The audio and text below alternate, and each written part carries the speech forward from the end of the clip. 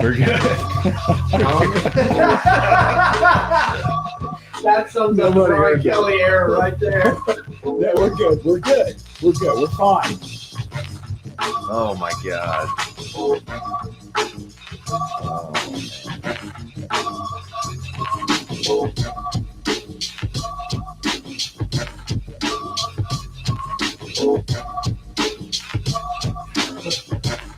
Why? People are losing their minds. Pot of Gold. I don't even know where to go. Pot of Gold, welcome back. New listeners, welcome. I'm Brett. I'm here with Mike. Grant, the intern behind the glass. Different studio. The Tigers didn't deserve the fancy Lettuce Media studio tonight. I don't know. Mike, how we feeling? We just weren't up for it. Couldn't do it. This last week does not warrant a professional studio. So we're in the Broden, or the Broden, as we like to call it. So yeah, bad loss. I'll just say this, man. This past weekend was a good time with a lot of family, and as we all know, I've got family that are big A&M fans. So this week's going to be kind of crazy. But listen, on the way home, long drive, and I'm glad that everybody shared this frustration, from Matt Flynn and Jacob Hester to Michael Cauble, whoever. How's the sound, guys? Sounds great. Awesome. I think Blake Ruffino had a wild rant as well. And I share every testament that he feels right now. Everything that he's feeling right now, I feel the same way. It spoke to me, to be quite honest with you. It really did. Grant, play the hits. Why? Yeah. It makes me want to punch a wall. He was pissed. It makes me so infuriated that you are not ready. They were not fucking ready. So what? Oh, it's Your still going. quarterback got sacked for -3. So what? But just Live the to fight passion, another dude. down.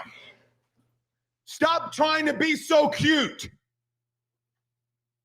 I don't know. I feel like I weirdly had a different reaction.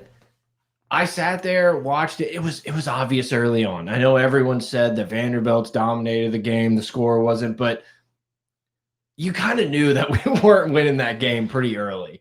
Yeah. And I just had that it's actually over. Like I wasn't mad because it's our fault. It's our fault that we're mad about it. We thought that there could be change. Not shit has changed. No. And so I almost was like, stupid me. Like, I'm not even mad at Brian Kelly anymore, because shame on me for just like blindly keep thinking like, oh, don't beat yourself up, man. Why? Don't beat yourself up. And see, look, shout out to Blake Ruffino. Wild rant, 2 hours of just like facts, dude. Wild shit left and right. And I loved it. I loved every second of it. I was laughing my ass off. Juan's got receipts everywhere. Because of the insanity that we're in and that frustration, I was sharing it. So felt like sharing the attitude. I think he summed it up pretty well with that. It's just for the first Cortez time. Hankton, Joe Sloan, Brad Davis, the whole bit on offense. But guess what, man? Who gives a shit? Why are we in that position to begin with? Oh, because you thought you were going to get Bryce Underwood, so we promote somebody. We get rid of Denbrock. We, force his hand, promote Sloan. Allegedly. Regardless, he had Sloan was not going to be just this quarterback coach that signed Bryce Underwood. He wanted to be the OC, etc. It happened. There's a reason that happened. He was not qualified to do the job. Brad Davis has continually regressed our offensive line. Brian Kelly doesn't give a shit. It just seems like he doesn't care, and we're just getting lip service every single week. But first off, we do need to thank all the fans that showed up in Nashville. And then we're going to get on Gordy and break down a film breakdown of basically a busted play where Xavion one play we could find was somehow a 7 missed tackles. Yeah, because we have a dog at receiver, not because you had some game plan. No, look what the safety does here. Yeah, we baited this all game. No. This guy looks down on us. It's over. He looks down on us. He's never bought into everything that LSU encompasses. He has – listen, I'm not going into the fit deal about how he's – I hate that everyone's been proven right. But no. It's the fact that fit, okay, has nothing to do with him being from a certain geographical area. It has to do with the qualifications for this job and what we needed at this time. Coming in on the back end of your career to basically mail it in and take all our money and say, I don't give a shit whether we win or not. I'm going to talk to everybody here as if I'm a consultant, as if y'all are paying me to help guide you through this league. Everything is this league. Or, I told them that they have a gauntlet that we're going to be going through. What is with the they? Why can't you be part of this team? Yeah. I feel like he is so disconnected from this team, and we just get this political jargon every week to kind of shut people up. And we're too scared to be like, hey, look, we're paying this dude more than basically everybody in the country, paying $18 million for this roster and going potentially 6-6, 7-5. Like, you're kidding me. It's terrible. And to your point, man, I don't want to beat ourselves up about sticking up for the guy up until this season. But he fooled me. Yeah, I agree. And it just blows my mind that the biggest issue is offensive line. Yeah, it's crazy. You thought at this time discipline, offensive line, organization, just that was going to be the core of what you felt could happen. This is a small time coach that did good at small schools. He got the Notre Dame job. He coached a certain type of kid. He did just enough to get the job done. He's in over his head in the SEC. I think he figured that out early. In this league. I think he figured that out early. The excuses were flowing. But every time we notice something's wrong, we don't change it until we lose, or it's, well, you're going to have to fire Sloan now. It's like, okay, well, if we lose to A&M, it's like, what difference does that make? You think if we all of a sudden win that Joe Sloan gets to save his job? Like, that is just cutting the rope from the ship, which is already sinking. Am I crazy to think that if we had average offensive line play, all of our worries and concerns would be done? No, because it's rotating the receivers right on the goal line, calling a timeout out of the huddle. Bauer sharp, staying on the field. Dude, you can count on both hands how many missed assignments the dude had, and they're so basic. Me and you can tell they're missed assignments. When you have two people blocking one person and you're leaving one guy free on the sideline during a screen play. Yeah, I mean, in the fourth quarter, when the whole drive depends on it to win the game, you're just clogging up holes, getting smashed left and right. I don't know, man. But like, that's what I'm talking about. Regardless of if the O-line was improved or not, sure, we would be in games more often. We'd be getting bailed out more often. We'd be going to the podium and being like, whew, we got past that team. Like, we win. We're top 5 team. We survive another day, right?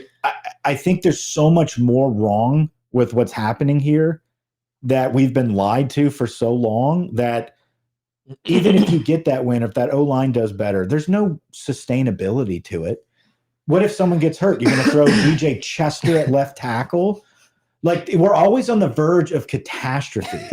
Every single, like, we are always almost blowing it. Yes. It's like a kid that got behind a Ferrari and was cruising, was like, oh, fuck, I don't know how to do stick shift, but I'm on the interstate. That's what it's like. Is this a manual? Yeah. And like, we have no idea. We shut it down.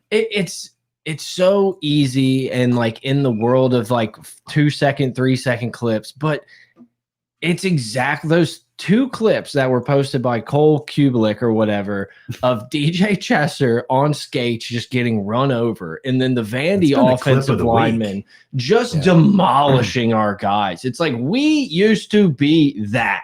We had road graders and we had pancakes and we were on the offensive. Good, Brett. But you don't have to like it, but Indiana and Vanderbilt are top teams. So get with the times, boys. So explain it to me, because if the money even things out, then that just means they're better coaches than you. Yes. The people that Indiana's paying $400,000 to teach is better than the $1.2 million offensive line coach we have. Yes, like bullshit. The team is a reflection of their coach. Our coach is comfortable and complacent and packed it in. That's what this team feels like. They may say it. right? But inherently, they're going to reflect their coach. Clark Lee is trying to prove a point. That dude has a chip on his shoulder. They have attitude. They have physicality. They're a reflection of their head coach. That's the difference. And you look, I mean, one of those guys that was bullying Pyburn was a freaking intern on Bussin' with the Boys. Like, we're not talking about Shamar Stewart's. Yeah. You know, like we're talking about Vanderbilt guys that are overachieving and dominating at a high level. Kudos to them. They are a good team. But you have top to bottom, the roster, you are more talented. So you are failing at coaching these guys, whether it's X's and O's or motivation or belief. There is no cohesion on that offense. Blake Baker has done a hell of a job on that part of our defense. He got out-schemed against Vanderbilt. Our defense looked weak. It was the week that we didn't show up, right? We figured at some point this year, we're going to have that game where this defense just doesn't show up. And we were still within striking distance of somehow upsetting them in this game. We're always on the verge, but we never can accomplish the goal, ever. And it's just like not 2 games in a row, but the 2 biggest games, you get the ball back with a chance to like somehow have life. And I think you go 3 and out both times. You do absolutely nothing. And it's just, I don't know, we're never the aggressor. Never, ever. And it's like, are we positive that the defense is that good? Is that a conversation that needs to be had? Absolutely positive that they are good. Yes, they are a good defense. They had an off night. I think Relaford, the loss of Relaford is a big deal. I think the loss of Whit Weeks is a really big deal. I agree. And Butler was playing pretty well. Yeah, I recently. think I think the defense is pretty good. I'm just saying, if the 2 times we've played teams that don't kind of suck, like the defense, and it's like, again, I put blame on the offense, and it's like you have to be able to get first downs and control the ball. And I know people, you know, Matt Flynn does the film review, and he's like, actually, Nussmeier sucks. And it's like, I get that we can pick this shit out. It's so hard for me to blame Nussmeier when he's literally under siege all fucking night. Yeah. Well, I think, and that goes to the defense, man. Like, how much if you're playing complementary football, how good is that defense? How good have they been? Right.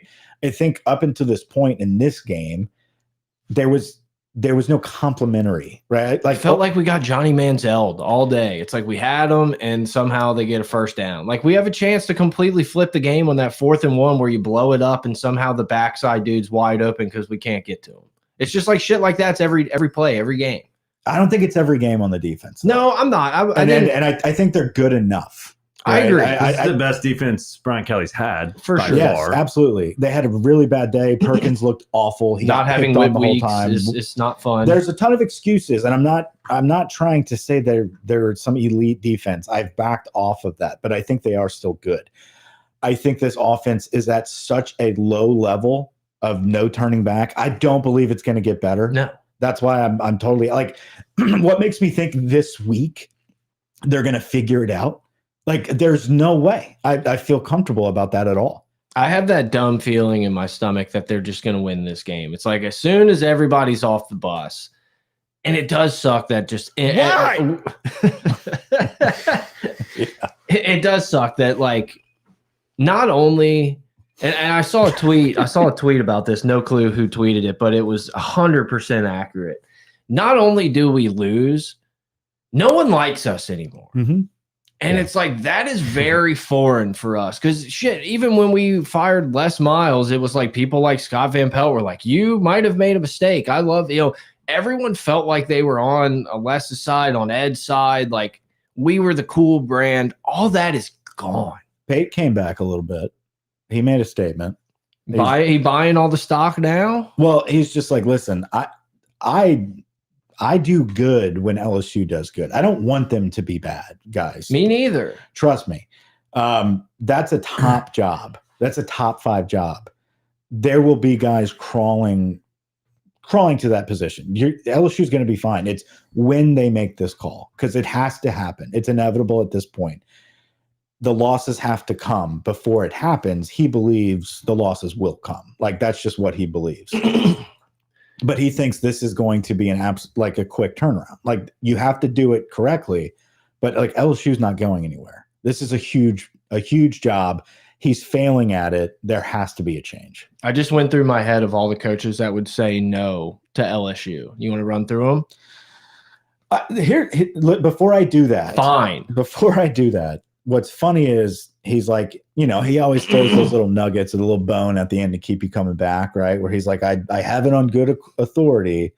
You'd be very surprised at the specific names that would leave their positions for LSU. Mark Stoops. You'd be very surprised. So let's go through what I think who would say no. I think Lanning would say no. Would it surprise you if he said yes? No. It would. And I feel like that's who he's talking about. I've seen that name thrown out. What if he regrets, like, you know what, Bama? If they were still in the Pac-12 and they got it going, sure, but you're kind of it's maybe this is his second time. Like, hey, you're going to pass up both Bama and LSU to stay at Oregon. Okay, you know how for good. You know how nice. You know, LSU has great facilities, whatever. I imagine you get off a plane in Baton Rouge International and stroll through the south gates of LSU, and you roll up, and you're like, Eugene, Oregon's pretty sick. I know. Like, right? I have a waterfall in my office, and so that's what that.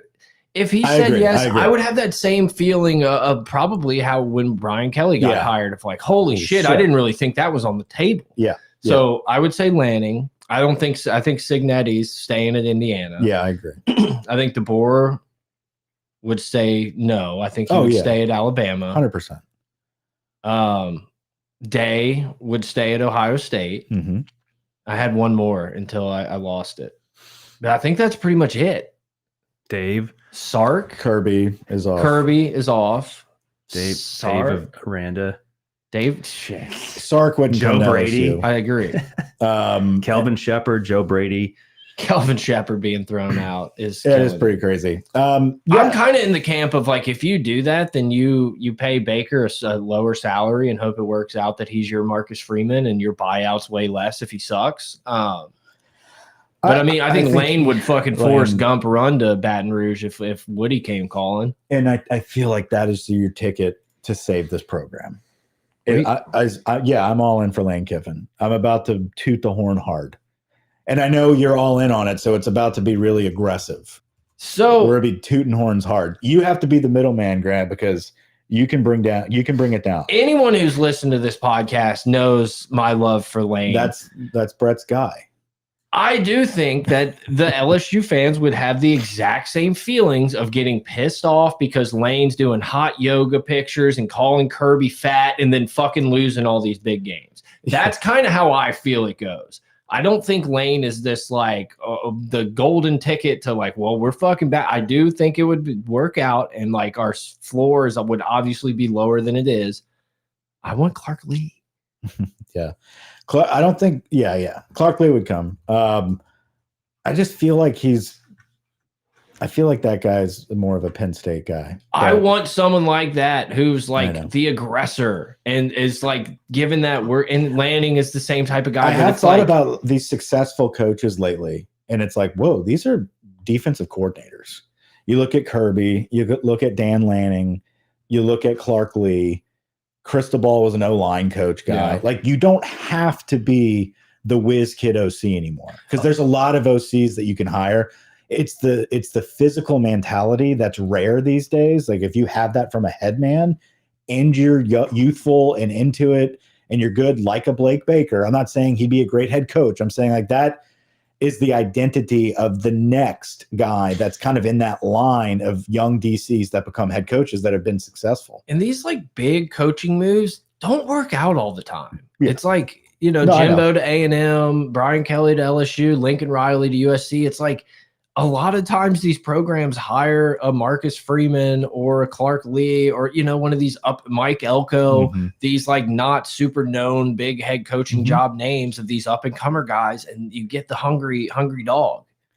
Yeah. And the hungry dog, sometimes it works out. I also don't think Brian Kelly's getting fired. I don't know if we've even broached that subject yet, but I don't think that's happening. I don't think Brian Kelly's here next year. I don't know how that happens. I just don't see that working out. And here's the scenarios here. I don't think we have a shot against A&M. And I understand I'm in the minority there because it's a close game. The line's close. They haven't I agree with beat you. us. The only thing I can tell you is Tiger Stadium magic and like the team who's like that's all I have. I don't have any like data to say no. They actually might be in this game. The only other team that I've watched as much as LSU has been Texas A&M, and I've watched almost every play of this team, whether I've wanted to or not. And they've got something there that's beyond data as well. And they have some massive momentum on their side, a chip on their shoulder, we've never beaten them in Tiger Stadium. This could be a playoff year. Marcel Reed is beyond just a scrambler now. The dude is whipping it all over the place. Their defense isn't as good as I would have expected. But they keep showing up. Not that we're not that we're the team to go out there and expose the defense and be like, yeah, they do suck. Like Ole Miss sucks and we couldn't score on them. Do not mistake me by saying they're not beatable. I'm not saying that. Yeah. I don't think this LSU team mentally is ready to face this A&M team. I think if we would have beaten Vandy, absolutely. Even if we would have snuck past them, I think the wheels are off. I don't think Brian Kelly is a player's coach. I don't think he can buy this team back in. I think you're going to start seeing cracks in this defense more and more. I don't know if you're going to see the Florida defense show back up, the Clemson defense show back up. You're also playing better offenses. You're playing better offenses. Absolutely. I think they're not like, they know they're not going to get a touchdown after they make this interception. So they're going to be forcing the issue. They're going to have to score. They're going to have to go all out and get this stop. So they might jump off sides. Try to go for a strip and broken tackle. Yeah, I think the desperation mentally now to help or overcome the deficiency of the offense is going to start affecting this defense more and more in big games. A&M is going to take advantage of that. I also think if you thought that DJ Chester and Weston Davis against Vanderbilt looked bad, wait till this Saturday. What is our answer to that? And I don't. Well, we're going to bring in a tight end like Bauer Sharp to help. Chip. I don't trust this staff. Harlan Berry's our best blocker. He killed somebody. I love Harlan Berry. Harlan Berry is very hard to say a lot, like in the row. But he can see it. He sees the holes. He's very physical for an undersized, quote unquote, guy, meaning he just hasn't developed into his body yet. He's a true freshman. I think he's going to continue to get better and better. He is playing physical, more physical than Caden Durham, in my opinion. I don't think he needs to be, I don't know. I think there's an argument back and forth of who's RB1. I don't think it matters. It's not like Frank's ever going to keep the guy in anyway. Yeah. But he is playing great. Where were we going with that, with Harlan Berry? The offense. I don't trust that they're going to figure this out. I don't trust that anything's going to change. I'm out on any hope that something's going to change. So the only thing that would win this game for us is a Barryon Brown kick return, a Xavion Thomas supposed to rain miracle play, sloppy. Right? A sloppy play. Like there is not going to be some sustained back and forth like we win this game. I just can't see that happening. And then the wheels really come off. And then you're playing a Petrino, right? Who is hungry for that victory. No? By Bama. By Bama. But Bama, you're getting your ass kicked. That's already a guarantee. Ty Simpson Heisman game. I'm not even talking about that. The next game that you have a chance of winning, is Arkansas. That's going to be a tough game because you already automatically lose to Bama. That's an ass beating. They're probably number one in my opinion. 3 losses in a row. Yeah, and then you get a little Western Kentucky action. Who knows who's playing at that point? That might be the Van Buren game. And then you've got for nothing to play for. You're out of the playoffs. You have to go on the road to Oklahoma. Who's probably potentially playing for a playoff to get into the number 12 spot. Yep. You're not winning that game. So you go 6-6. Like I see a world where Brian's like, I don't know if I can stomach this again because I don't have the answers. It's not going to get better. I need to figure out a way where like my family's not getting yelled at every game. And like, I'm done trying to prove myself. I've already fucked this up. I'm not going to get it done next year with that schedule.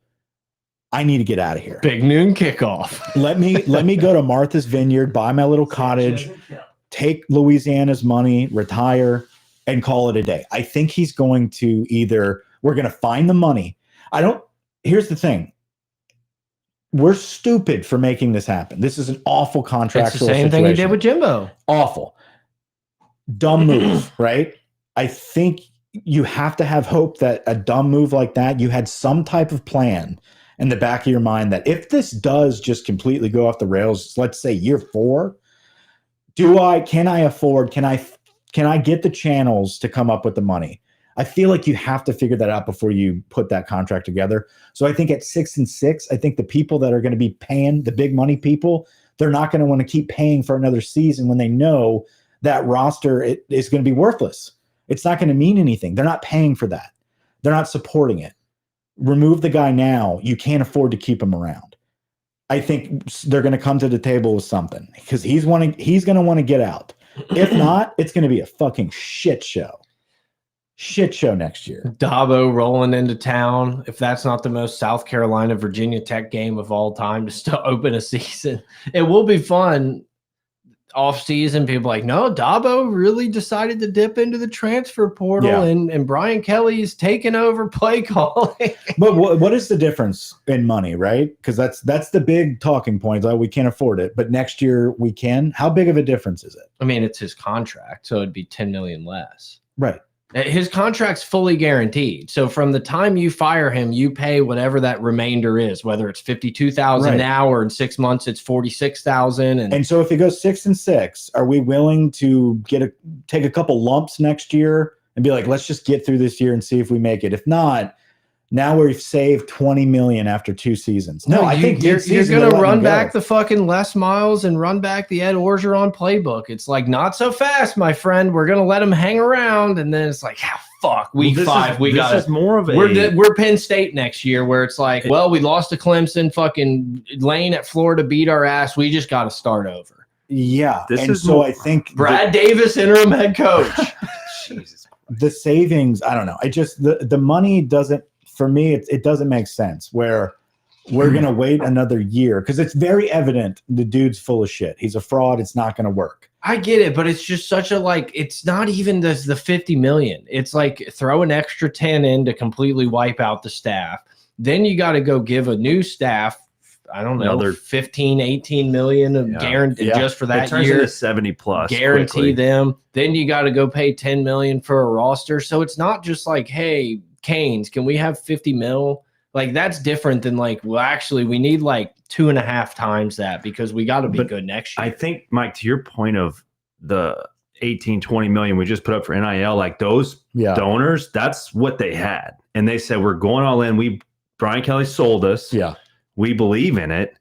They don't have another they were going it's the same all thing. in this year. It's Ole Miss this year. It's like they were just like, well, we're not doing that again. Like, here's a little bit of money. They're ended up in the same place they were last year, and they saved $10 million.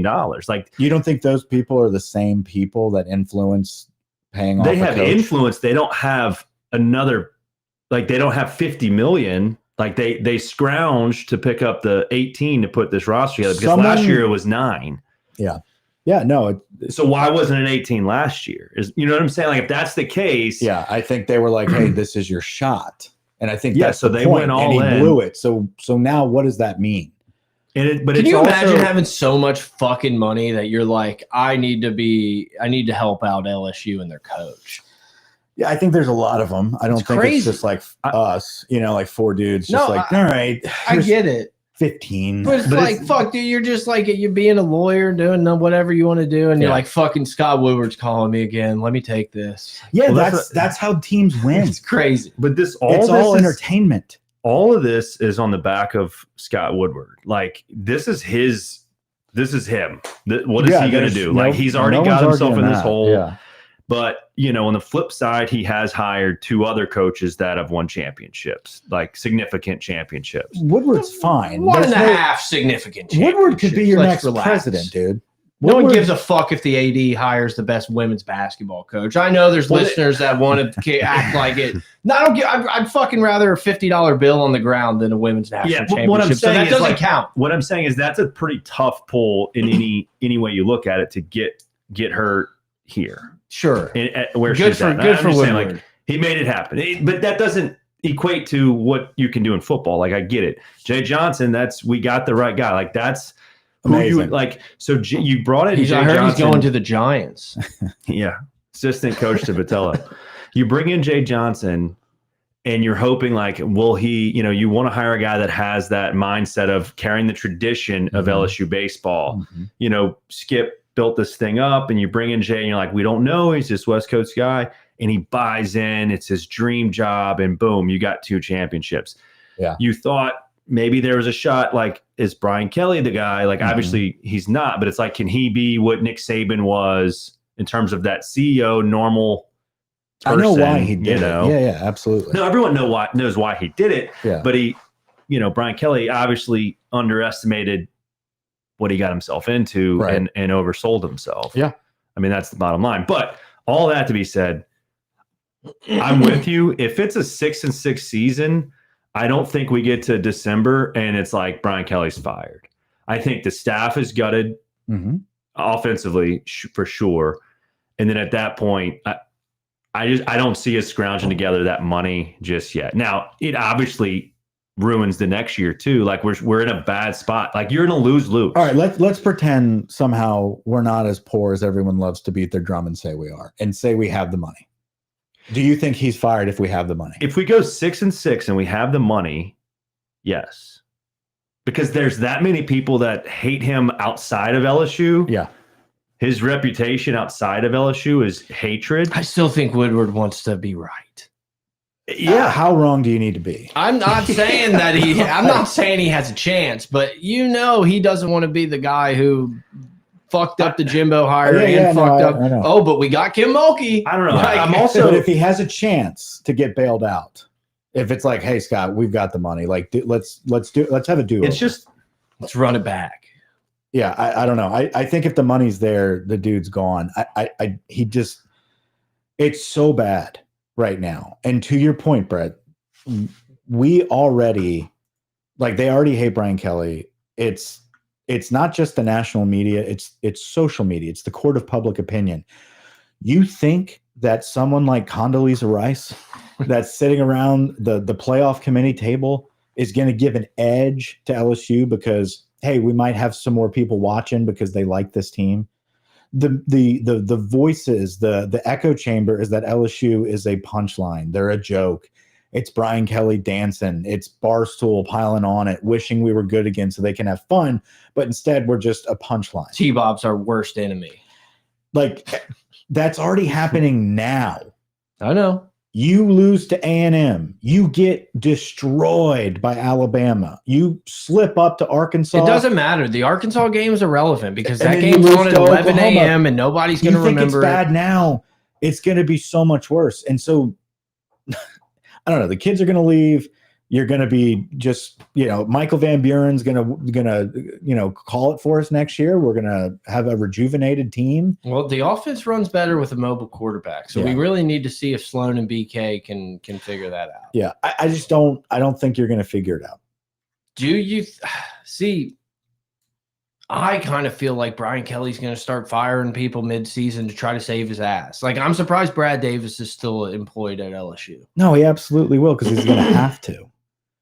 I think that's going to be the first thing to happen. He absolutely will fire people. Will he fire people? Will position coaches be fired before Oklahoma? I think if you see it, it'll be this week because you have a bye after this week. Well, yeah, you're right, because they're not. South Carolina fired their O-line coach right after our game ended. But I think Oklahoma, it's like we're not. If you're firing coaches, that means we're not in the playoff. If we're not in the playoff, Oklahoma's a week away from doing it. I was going to say it feels like there's no value in being like we're getting rid of our coaches before the last game. It's like you either do it after this week or you're done. Yeah, the better question is: are we firing coaches before the end of the season, like between now and then? Like, yes. And is it Brad and if we don't, that's more of a reason for me to believe that Brian Kelly's leaving. Yeah, what's going to happen is they fire Brad Davis, they fire Sloan, Hankton's going to call plays, and somehow the offense is just going to be airing it out against Arkansas and be like, whoa, we're fucking back. And then we play Oklahoma and we score 7 points. We are paying all of these guys so much money to suck, to absolutely suck. Cortez is a co-coach. who coaches wide receivers and makes over $1 million as a wide receiver coach. Yeah. Yeah. You know what's frustrating is I seeing don't know. is us being excited about like Frank Wilson, for example. It's like, is he? Frank's always been the recruiter. I don't know. He's always been the guy. I know. But now it's about money, give so these? it's like, Do we give too much reign to those positions? Or it might just be a Brian Kelly problem. But I remember him doing this when Les was here too, like of substitutions. Mhm. I'm just the substitutions and the rhythm is just always just seems out of whack. It's one of two things. Let's go into game flow. It's one of two things. It's either one, they're just that dumb that they feel like they're smarter than everyone. Like, hey, this is going to work because we're LSU. I have a big ego. I'm this good running backs coach. My rotation is going to be what sets us apart, right? Like, I see something here that Caden's going to get, and it just doesn't make sense, right? They think they're smarter than they are, or two, they think that they live in just such an indoctrinated bubble of delusion that they think we can just show up. And that's what the team looks like. Hey, you know what? We'll just show up. You know what? Against South Carolina, Trey-Dez, we don't need to practice till you settle in the zone. We'll figure it out. Like, just show up. Just catch the deep ball. Just catch the figure it jump out, ball. right? Like, the attention to detail is not there at all. There's such a lack of that. I think it's the second option. I think it's literally the coaches think they can just show up and go through the motions. And I don't know. If I had one question in a press conference, it would be, what the fuck happens in film study? Yeah. Like, what? I don't know. Because I get, and I think it's like, it's so easy to just pile on Brian Kelly for like the answers in the Monday press conference and the post game. And it's like, you have to have the coach speak of teetering the line, of taking blame, blaming players. And it's like, there's no win, because it's either you don't give an answer, or like, oh, he's throwing the players under the bus, or all this. Like, it's a no-win situation. But for him to be like, watched it on the iPad on the way home, and it's like, it's kind of what we thought. And it's like, did you think that you guys had the worst technique of any team in football? Like, did you not think that you could do anything on time? Like, that's the kind of shit that fucking drives me crazy. Are we not sitting in 2 hours of film study being like, this is your assignment, this is it? And it's just like, it doesn't feel like that happens. It feels like, guys, if we just clean up, if we just don't fumble on the goal line, or we don't get a false start in the red zone, like, we would have scored. There would have been touchdowns. It's a tough league. It's a very tough league. You can't go on the road in the SEC and kick field goals. No. Especially against a good program like Vanderbilt. A well-disciplined service academy. Every program we're going to play from here on out is competitive in a good program. We can run back the initial Brian Kelly's hired at LSU, and we don't have to worry about offensive line, and we're going to be disciplined. And like, that is so far from the fucking truth. Yeah. That I don't even know football anymore. You got to watch other games. Hit it. Oh, it's the wrong one. Okay. Well, I tried to do your job. Wait, so here's the thing. You have to go to the next page. I get it. I was trying to be a producer on the fly. I shouldn't have done it. I just thought it was a perfect time for a friend of the program, Adam, says Frank's biggest asset as a recruiter is his ties to New Orleans. Completely agree. Now with NIL, his biggest strength has been marginalized. Absolutely. And that's the point. NIL now has changed the game where coaching matters. You can't just be the best friend. Yeah. And I like Frank, and I would love for Frank and people like Corey Raymond to stay. Why? Yeah, no, I love Frank. I love those ties to the schools, right? And that's the biggest piece. But I want our head coach to be more involved in that too. Yeah. Like, I want our guys to be more involved with that recruiting, and then let his assistants be the guys that are really masters of their craft. Yeah. I want you. I'm paying you like the best offensive line coach or the wide receivers coach in the country. I expect very little drops. I expect everyone's footwork to be clean and perfect. I expect everyone to know their assignments on every play. It's not like you're asking for much. I'm paying you a shit ton of money. We got to do at least one thing, because it's not even, we're recruiting fine, whatever, but it's not like number one player here, number one wide receiver. It's not like we're just completely stocking the like taking everyone we want. No. So you have to be able to teach them up a little bit. And I think that's another point for Lane is the sustainability in recruiting. But if you pull him here, you look at the Dunham kid, the number 1 quarterback in the nation, that like there's no shot he's even flirting with us. Yeah, we got our guy. We got Pop Houston from Evangel. Love him. I'm just looking at this from a narrative, right? Of like, hey, you aren't really in the picture for a 5-star quarterback who really likes Ole Miss, really likes Alabama, loves Georgia, liked Penn State before last week, but not LSU, right? I think if you pull Lane over, you're at least getting that guy. He's at least coming on a visit, right? It's going to be a competition between him and Houston. This Easton Royal cat in New Orleans, another 27 kid who's now a new 5-star. Like, that's what frustrates me the most about these eras of failure is we see so many of our dudes, and I say our dudes, guys that grow up here, that you watch on Friday Night Football on Fox 8. That at least once in their life grew up dreaming about playing in the Tiger Stadium. At some point, right? Maybe not like we did, yes, right? That's right. But yeah, wouldn't it be cool to play for LSU? They were 20 miles from my house. Those guys, yeah. The guys like Easton Royal, I guarantee he grew up being like, I want to be like Jamar Chase and Justin Jefferson, those old dudes that are dominating the league, right?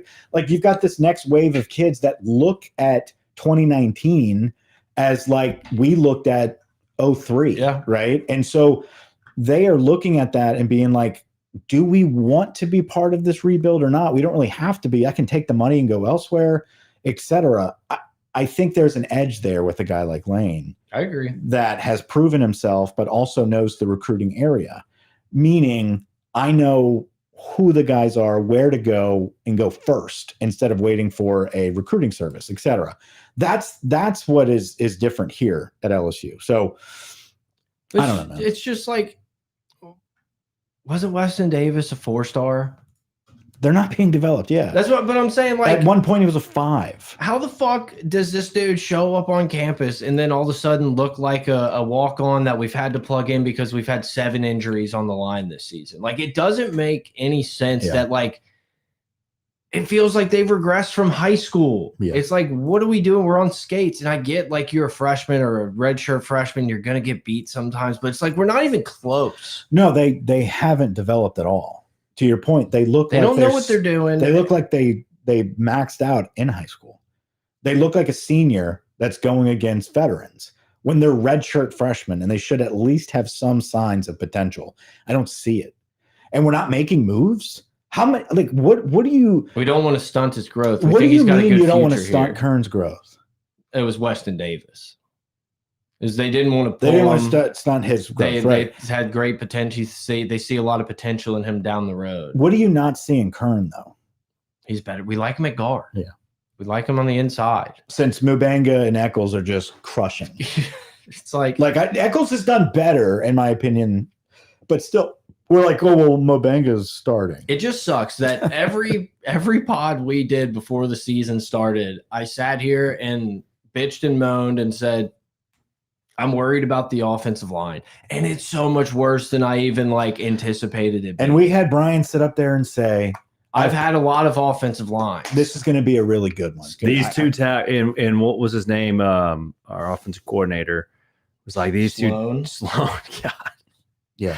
Like these 2 tackles have had a great, spring, and they're our guys. You're full of shit. Yeah. That's the problem.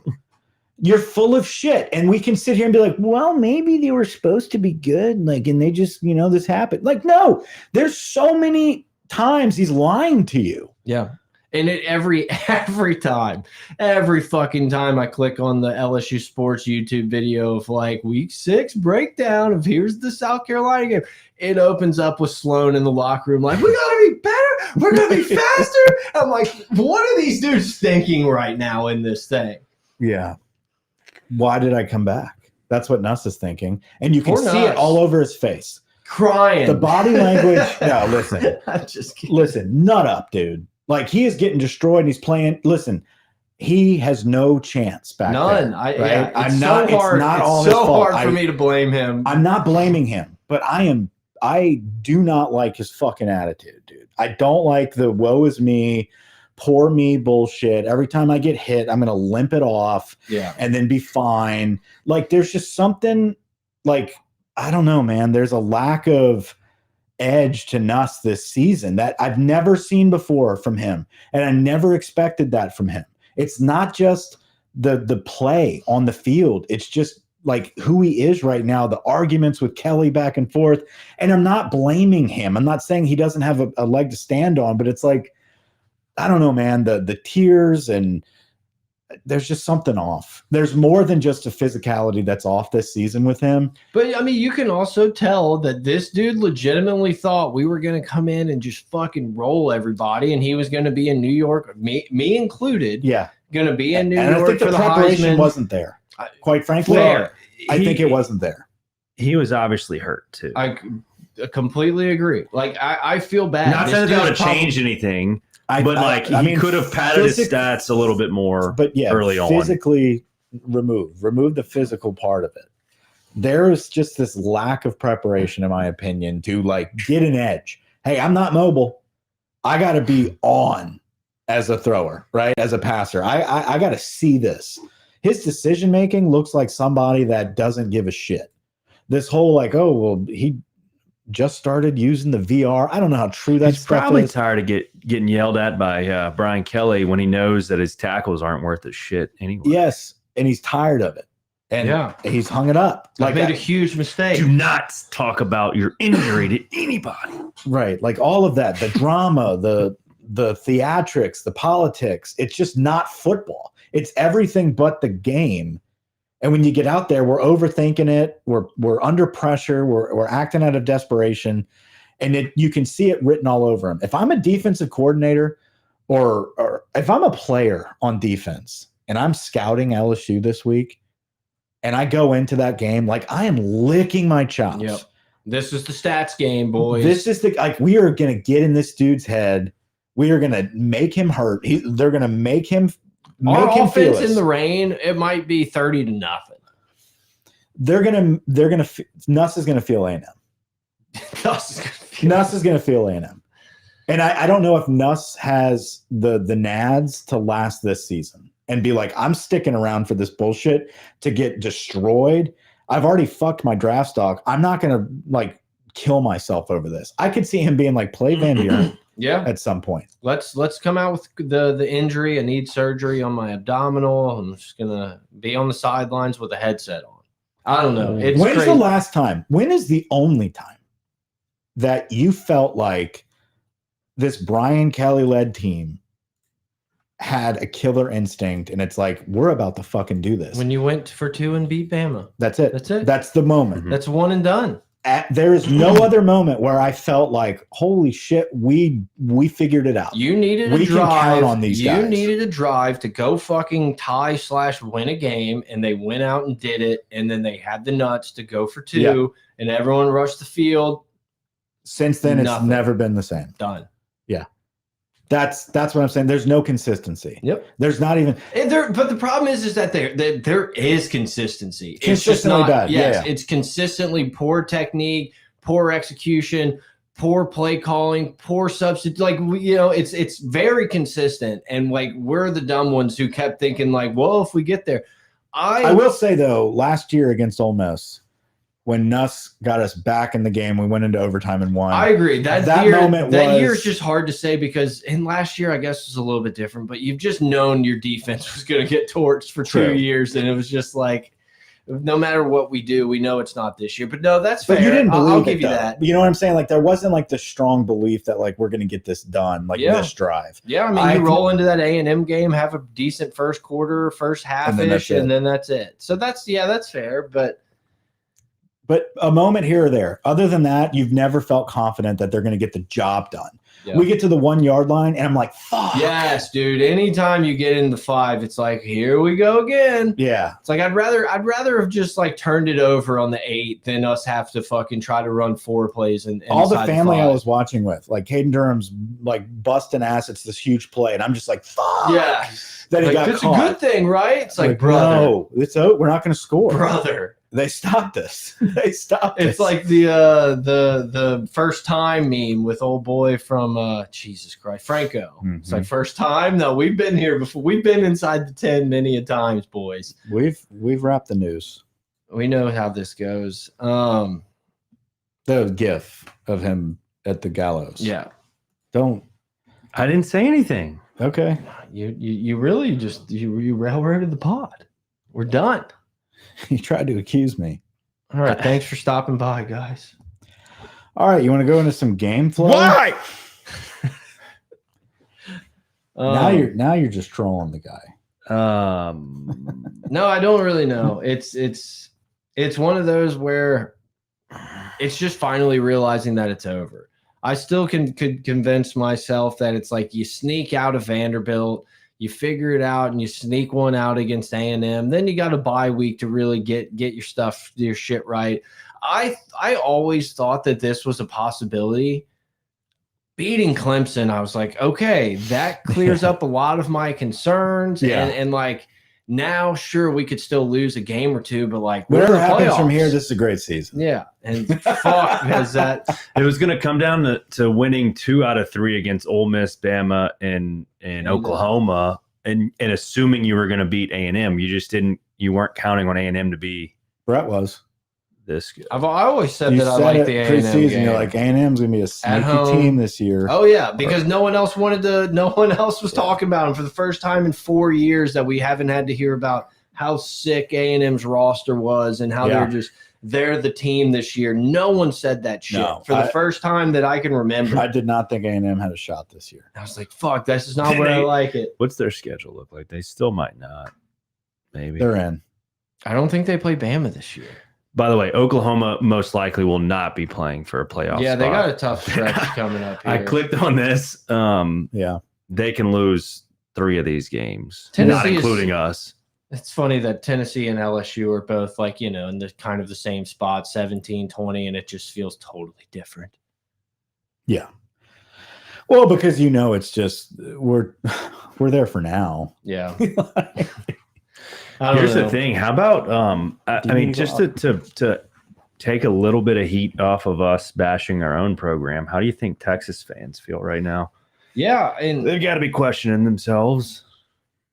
yeah, exactly. And I think that's a fair thing to say. It's like this is not just an LSU problem. Like Penn State fired James Franklin. I think and this is not a LSU fan should relax and give Brian Kelly a break. No. I'm just saying, look, let's look around and see who else is potentially in the same boat. The days of every team, like all teams going undefeated, one loss, juggernauts. Like it's like every fucking game, pretty much every week. It's like I don't know, Auburn could beat Oklahoma, or this team can do this. I'm having a battle with this dog. So you're good. They're not in the same boat because most of those other teams, I don't think the outside people hate them. I don't know. Maybe Texas because of the Arch stuff. That's so funny. Texas is as fraudulent as we are.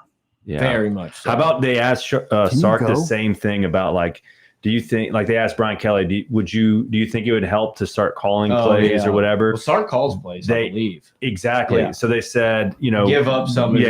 Some of that, and he's like, Texas hired me because I was a good offensive coordinator. I'm not giving up play call. the egos of fucking college football coaches has to be studied. Like these dudes, this is worse than like the tech billionaires. This is worse than like the venture fund people. Like these fuckers are so delusional. And it just, I don't know, man. Like their brains need to be studied at some point because it's Napier's like I'm not calling plays. Yeah, like that's what he did the same thing. I'm running myself in the ground. I'm not letting fucking Caraway. What's his name? Jabbar Jalouk. Fuck. And who's the coach? The OC? No, who's actually taking over right now? Florida's head coach. I didn't even follow that. Kevin. Hey. Tony Vitello. Got through there. How did she do that?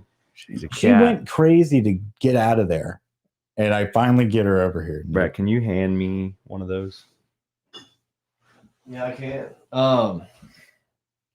It really sucks that Alabama's just beating the shit out of everyone. Ty Simpson's going to win the Heisman. Alabama looks awesome. It's brutal. I thought they were done. Wrong. It's burning. Florida State's going to wait till the end of the year. So here's the thing. Does LSU have more? He did a stab off of a horse. Speaking of, how the fuck did Florida State just go in and bully those dudes? Riddle me that. Didn't Clemson win too? Oh no, they lost again. Clemson has 4 losses. Yeah, Clemson's 3-4. Florida's 3-4. South Carolina's 3-4. Florida State. Texas should be 4-3. Florida State just losing to Stanford at like 1:15 in the morning. That was brutal. So Norvell's out. No, they're waiting till the end of the season. They just came out and said that. So this is an Ed Ogeron situation. I'm going to coach it out to the end of the season. No, they're going to look at it very carefully. This is going to be a wild carousel. Question: does LSU have more money than Florida State when it comes to the coaches? I don't think anyone knows. I was going to say I have no idea. I need to know. I don't know that. Why? Because I don't. There were some other good games though. I mean, are we? I don't care. Yeah, I mean, I need to talk about it.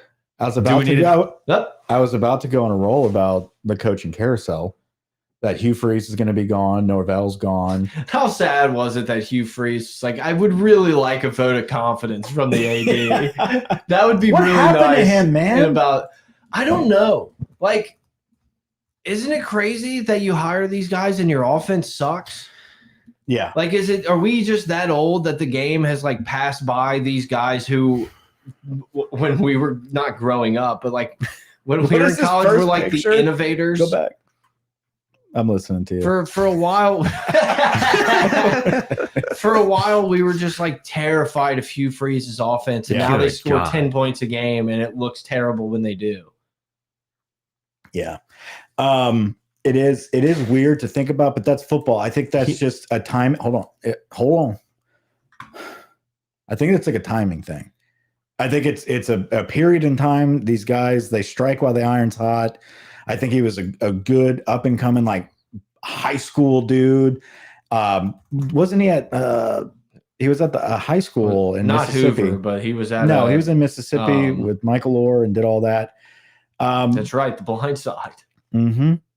And then Arkansas State. That's right. So Lambeth Eagles, Arkansas State, and then he goes to Ole Miss and starts rolling for Ole Miss. For Ole Miss, yes, right. A Sugar Bowl win.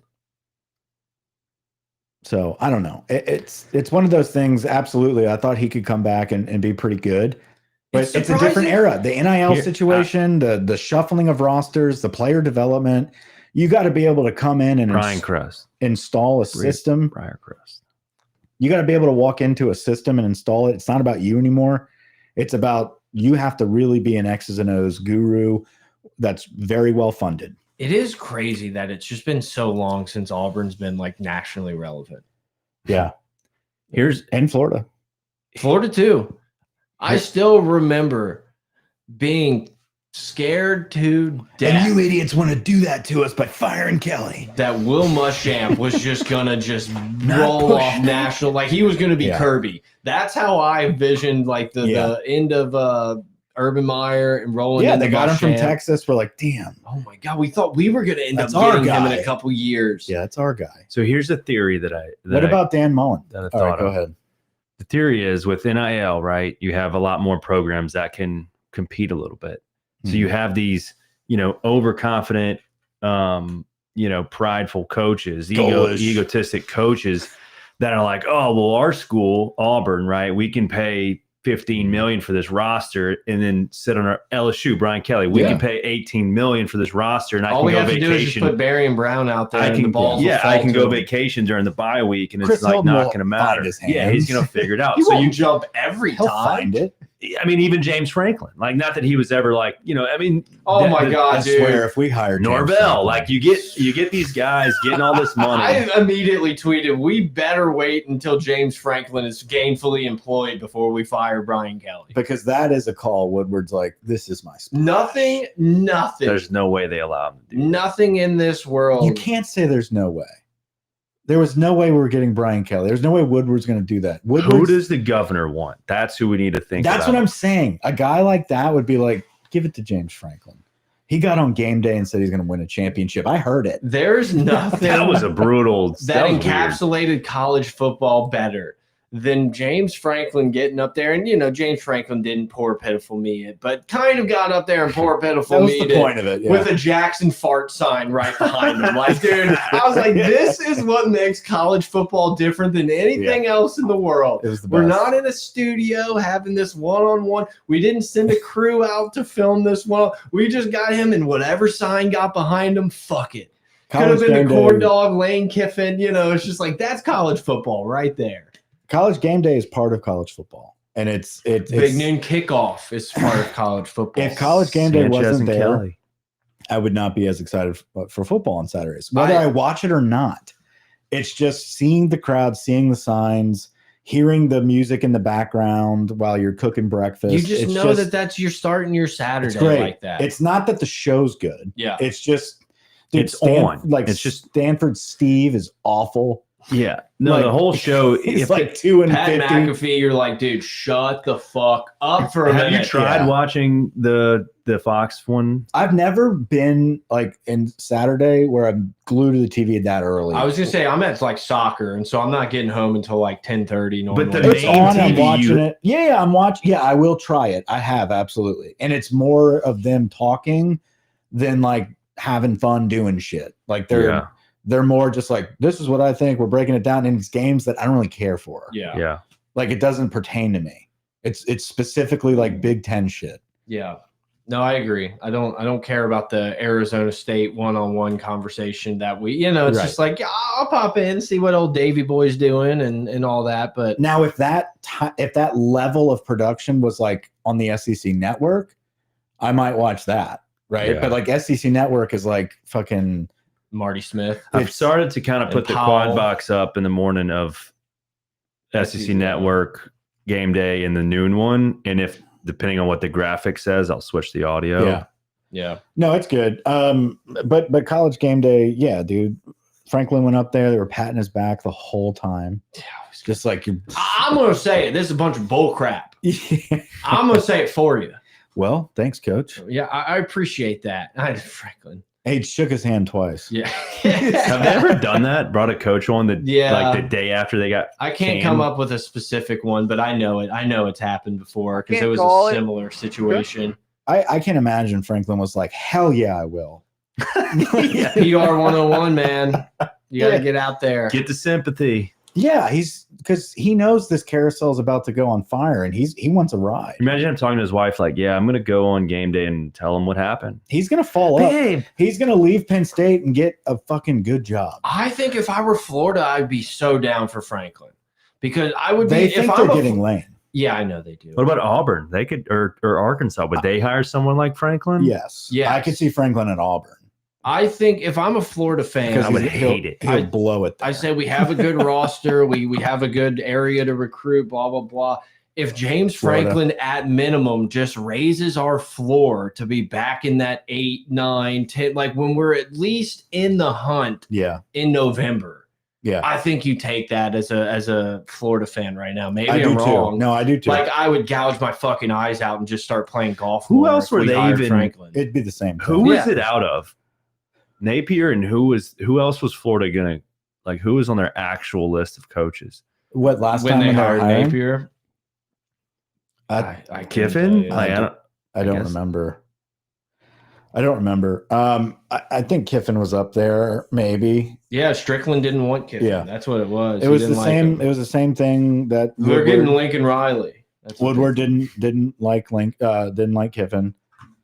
Kiffin's not staying at Ole Miss if we offer him that job. Like, no, they didn't offer him. 100%. No, there's no doubt in my mind. Like, Lane would have ran to Alabama. I think at that point he would have gone to Florida. I'm not so sure he would go to Florida now. Yeah. I think if instead of hiring Napier, if they were like, we want you to be our guy, I think Lane ends up going to Florida in that situation. I genuinely think Lane has a more of a soft spot for the South since he's been at Ole Miss. If he stayed there for 6 years, I think he's actually started to appreciate more the smaller town vibe. I get it, but you hear him complaining about the fans not showing up, throwing little jabs at like not getting the night games, and like I'm not. So what would make more sense? LSU would make more sense 100%. Than Florida. If LSU and Florida are both fighting for Lane, he's going to LSU. Pick LSU. There's just been too much connection. Today, maybe not 4 years ago, but today. Literally 5 years ago, we sat around here and said LSU is a top 5 job in the country, and everyone fucking laughed at us. And then we went and got the guy that no one thought was available from Notre Dame. Not saying it worked out or not, but yeah, it was a big pull. Brian Kelly wasn't going to Florida. Brian Kelly wasn't going to many other schools in the entire fucking world than LSU. Yeah, yes, absolutely. And I think even though he blew it, and he just couldn't do it. Still shows you that the program carries that weight. Exactly. I think it actually helps us in the long run of being like, no, dude, they pulled Brian Kelly. Like, they're not going to go out and get the Tulane coach. And I think it very much helps us that Brian Kelly's not winning 9-10 games every year. And we're like, we're unsatisfied. Oh, the LSU fans are so ridiculous. Like, we're not Penn State where we're like, hey, we were in the semifinals last year. And all of a sudden, like, we're firing this dude. Dude, since the year 2000, which I don't care about before that, right? This century, we're 25 years into this century. Ohio State, LSU, Alabama, Georgia, and Clemson. Yep. Those are the teams that have the national championships. And we are tied for second, right? We want to be in that conversation. We should always be in that conversation. You don't, I mean, until this year, you don't see Clemson as a laughing stock lately until this year. Yep. You don't see Georgia as a laughing stock. You don't see Ohio State, Alabama as a laughing stock. It's LSU. Michigan. That's the one that's like, oh, well, they're irrelevant. It's like, brother, we had 3 national championships this century. Why are we always the one? Why? Because when we suck, we're sucking it up back to back. Yeah. And it looks And if awful. Nick Saban stayed in Miami with the pro team, we'd have 3 more. So it looks worse than it actually is for the program. But make no mistake, they're going to get whoever the fuck they want. Yeah. And they're going to pay for it. That's why I feel like they have the money. And that's why I feel like you can't go 6-6 here. This, like, we would beg for a Les Miles season right now. A 6-6 season. It's over. It's over. They're going to figure it out. And that's not my problem to have the definition of how they do it. Well, I don't know. I just asked the question to the Florida State situation. They went 2. Penn State they went 2-10, and they didn't fire him. But I think it's because they said the buyout was $100 and something million last year, not 50. They were terrified that he was going to go to Alabama, so they gave him an insane contract. Who was that? Norvell. He went 2-10 and kept his job. Literally went undefeated, missed out on the playoffs, lost to Georgia, and then Nick Saban retired. Mullet said here, if Kelly went undefeated 2 years ago, even if we go 6-6 this year, I could be like, you know what, he's done it. Yeah. I think that's the benefit Norvell got. They went 14-0. Norvell's problem is, like Mullet said, their whole staff, the buyout was over. It's over $100 million. It's twice as much as where we're at. I know, but I also think that I don't know if they were going to fire him after just that season. Correct. After being undefeated the year before. Correct. Yes, I see what you're saying. It was just like, you get a pass when you go undefeated and kind of got fucked out of the playoffs. I see what you're saying. If Brian Kelly went undefeated 2 or even 3 years ago, it's different. We would be okay. We wouldn't be okay with this year, but I wouldn't be sitting here being like, he's going. But you could talk yourself into next year. Like, okay, we had to, it took us some time. Woodward could talk himself into that and be like, I'm going to give him another year. No, I agree. It's different. I don't, and that's why it's a little bit different. I think LSU, they haven't ever done it. This Brian year, Kelly's never done it. The minimum he needed to do this year was make the playoffs. Yeah. And there's obviously still a path, but there's not really a path. Literally, you just had to beat Ole Miss and Vanderbilt. You could lose to Alabama and A&M, you had to beat you're Vandy. fine. You had to beat Vandy, and it was still there. That's what I said. Right, but if you beat Ole Miss before that, and you also beat Vandy, you can lose to Bama. You're literally the number 2 team in the country. That's what I'm saying. If we would have just we could have still lost Ole Miss, and I think today we would be having a little bit different conversation. We would know there's still problems, but we're like, shit. Spread's 2.5. No, we would be buying into the hope. Yeah, absolutely. Yeah, we'd be buying in a bit more. I'm not buying into anything. No, there's nothing to buy into. Actually, anything that happens now, it's exciting to be like, I'm not begging for us to lose so we can get rid of them. Yeah, the people on Twitter are like, gig 'em Aggies, like, get the fuck out absolutely of here. Not. I want us to win. I don't think there's a possibility it happens. So, like, I'm pulling for us, but that doesn't make – just because I believe we're not going to turn it around doesn't mean I'm not rooting for us. I don't know, Mike. What you were telling me yesterday. You bet on Texas A&M. I did. I put a hundo on it. And guess what? If we win, I'd be happy about it. No, you're going to be so pissed. It's going to sting so bad. It's going to be a bad sting, but I'm going to be happy for us. Because we're going to, even if we win, we're going to look like absolute dog shit. And you're like, nothing's changed minus the fact that FanDuel's calling. Then we're going to get bent over by Alabama. And Arkansas, Petrino's going to get hired off of our fix everything and win out. Yeah. Nothing mattered. Watch our luck, your luck, Mike, since you want this thing to blow up so badly. I don't want it to blow up. It's already blown up. We're going to lose all these other games, but we're going to beat Bama, and that's what's going to save his job. What is your expectation? How come you don't think it's already blown up? I'm not pushing Napier. I'm just messing with you. How come you don't think it's already blown up? Because the season's not over. When do you think the season ends? By definition, when it ends? Like week? At three losses.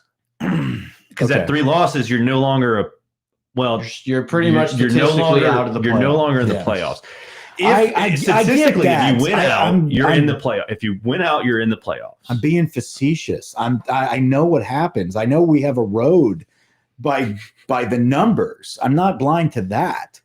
I just have eyes for understanding what football means. We're not winning this game. No, I know. And we're not beating Oklahoma on the road. We're not coming close to beating Alabama on the road. Alabama's going to blow the brakes off of us. It's possible. Yeah. I mean, you think Tennessee throwing a pick 6 on the goal line was crazy. Like, wait until Nuss gets us inside that green zone. And listen, there was a time I remember a few weeks ago. This was 12 hours ago. Weren't we close on the Bama game even after we beat them? The year later, wasn't it like, damn, like we were a touchdown away, or it was a close game? We got to go look that up. I've been here before in this headspace where I'm just like, holy shit! Like we actually last year we obviously got shit pumped. We actually came close. I don't think we're anywhere near that. I think it had to be 03. That might have been it. No, but at halftime we were tied at halftime. Yeah. Yep. And then Daniels got fucking lit up, I think. And what, we won in 22? Is that what it was? Yeah. 22 was a great year. We'll always have that. Talk about the amount of hope. It's like, obviously, you lose Florida State in soul-crushing fashion. Tennessee railroad you. Nussmeier threw for 294 in the SEC championship. Yeah, we didn't even want Jaden Daniels to come back. Yeah, we got a Heisman out of Jaden. But the ultimate goal and the ultimate reality of what the expectation is at LSU is to compete for a national championship. And this was the year that we were like, yeah, I know we wasted Jaden. We had a Heisman Trophy winner. Yeah, last year sucked, but this is the year. And we're worse than ever. Yeah. This was the game that year. That was the game that kept us out. Yeah, we couldn't stop anybody. We scored on everybody. It's crazy. How much do we miss that guy? Yeah, I used to talk shit about his play calling too, and that just makes me feel bad. Yeah. What else? I mean, Tennessee, Bama, obviously. What other games were this weekend? Grant, pour me a splash. Grant? Sure, got you. Let me pour you a splash. Give it a little splash. Give it a splash. Mike, there's something on your face. God digging into my hip. What did Adam say in the chat? It's a big post. We already read that. Oh, no, that's new. Is Kelly? Thank you. Is Kelly sitting back because he's got his money on? Read that. Read it, someone. All right, I'll put it on here. Is Kelly sitting back because he's got his money and Woodward brought in all these coaches who are mostly recruiters on the offensive side, so Kelly is just refusing input for spite, or is it too hard? I don't know the spite angle. I think Kelly promoted Sloan intentionally. Just top me off. And he knows it's pull the rest in there. Yes, sir, Captain. I see what you're saying. You're saying because now these are his guys. He's like, I'm not making changes. Yeah, like he went through all this work to get these guys here, recruiters, brought them back. But who? Who did he go? And that's what I'm trying to think. Like, who are we talking about? Who did he go through all the hoops to get back here? Sloan?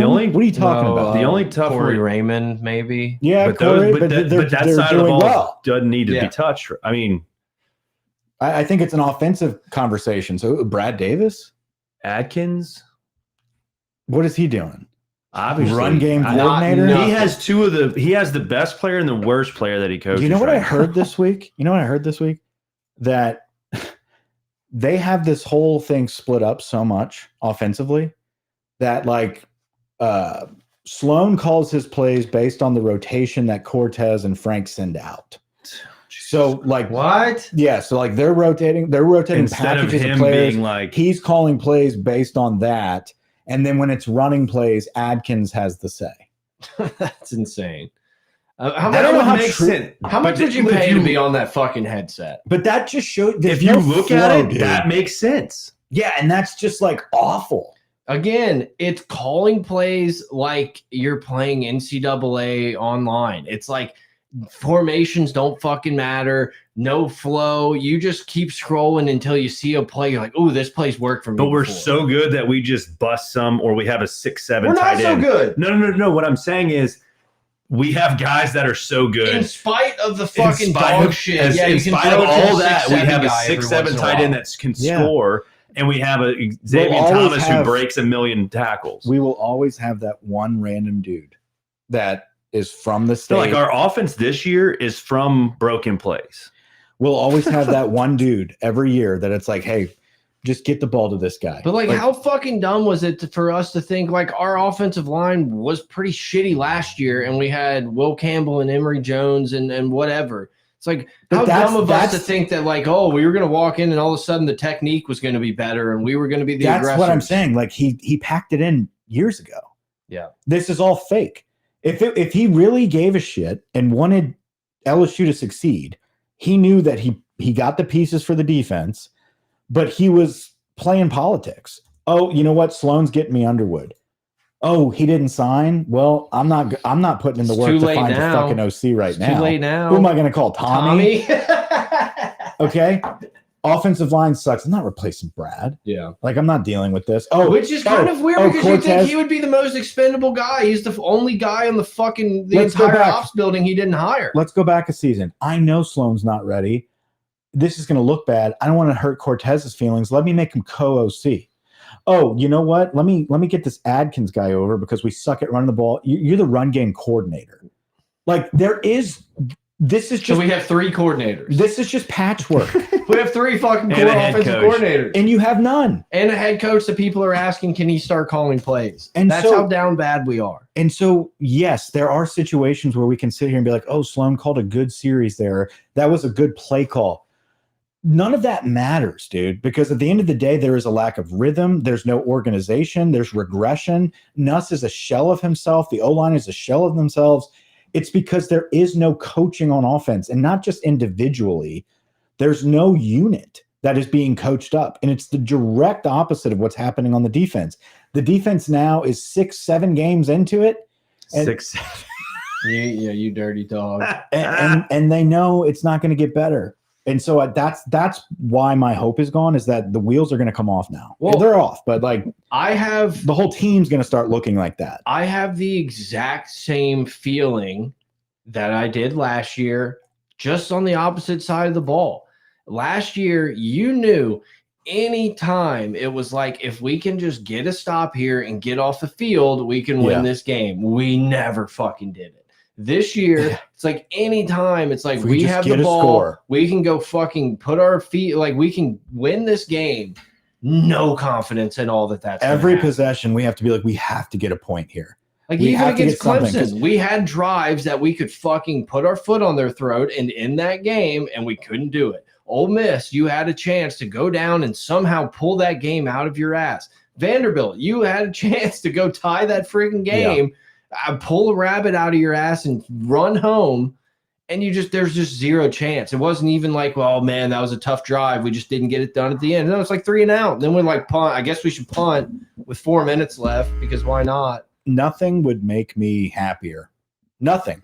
than to see a sopping wet, crazy Tiger Stadium with us pulling off a crazy victory and that Carry Brian Kelly off on the shoulders. Just breaking tackles because they're slipping in the mud, and so-and-so scores a crazy touchdown and everyone's screaming and Bauer sharp. Yeah, the shirts are off. They know the season's kind of fucked, but they got past A&M, so there's this little glimmer of hope now, and it just gets derailed the next week after the bye. But nothing would make me happier to have that moment. And I don't want that to be lost in this conversation. I just don't see it happening. All right, and looks like our guest in the lobby's here, Braden Fajoko. Come on in. Yeah, Braden versus Are You Serious? Versus Lawn. Versus Coons. Bryce Coons. Who is that? He's like one of the he's one of the on three guys or whatever. Okay. He does the pod with Bruni. Oh no. It was, what? What? What did you say? I didn't say. I was trying to say it was RC that was in there, Ryan Clark. Let's check out some of these. What's our scores from last week? Let's tally it up. Yeah. We're like not good. We were all 50-50. There we go. Let's go through it. Wait, let me see. Were there any other games we didn't talk about? Oh, we did not talk about Miami choking on Friday. That was kind of fun to watch, but doesn't matter. I think. Did you pick Georgia? We all picked Georgia. No, you picked Ole Miss. I picked Georgia -7.5. Me and you picked Georgia. No, we all picked Georgia on the pick. Really? Yeah. Yeah, it'd be cool if we could see that sheet. No, but like it's up. But I was gonna before we did that. Did you see that? It's up. He flashed it for a half second. It's right there. No, I don't know. It's like the Miami loss, I guess you could say, is surprising. But like I watched them and I just knew that it wasn't like they weren't going to be this like perfect team. They're obviously still most likely a playoff team and probably still catch a bye if I had to guess. But it just doesn't surprise me that none of these teams are just like juggernauts every week in and week out. Nothing surprises me. Carson Beck throwing 4 picks. It's like, we felt like that was brewing in there for a little while. It was brewing. I believed it. Texas Tech. Speaking of brewing, the Bruins are on a roll. Texas Tech line was very, very questionable, and it made me have some pause, but I didn't think Arizona State was going to beat them. Yeah, that's kind of interesting. Kind of flips that conference upside down. And USC kind of shot themselves in the foot, but I did kind of think they were going to sneak that game against Notre Dame. Auburn choked. Brett, you did pick USC. Yeah, I liked USC. I had a feeling. What was our bonus game? We didn't actually pick one. We didn't actually. Yeah, you had USC and you said the money line. I put it in parentheses. I told you. Look, let's do it here. I mean, dude, they had a chance to go win that game. Did you see the like wide receiver reverse? I didn't watch it. They ran like a fumble-rooski like wide receiver pass, and I think the dude just like instead of throwing it, he just like dropped it on the ground and fumbled. I was a guest, so I didn't have full controls. And I get it. The Texas games, I was flipping between A&M and Texas. We have a split house. There's UT and there's A&M. The A&M game kind of snuck up on you because it was like that really late SEC window. Well, because of the rain. Oh, is that what happened? Yeah, it got delayed. What was that? What the fuck was that? What are you playing? That makes more sense. I was like, man, was this just like that weird, like instead of 2:30, it's like 3:45 kick, and that's why it's so late? That makes sense. That's why they were freaking out because it started raining on the onside kick with like 1 second left in the game. They're like, oh, storm's brewing. It's like, please kick the ball, dude. I had BYU, right? Yeah, BYU, baby. Nice.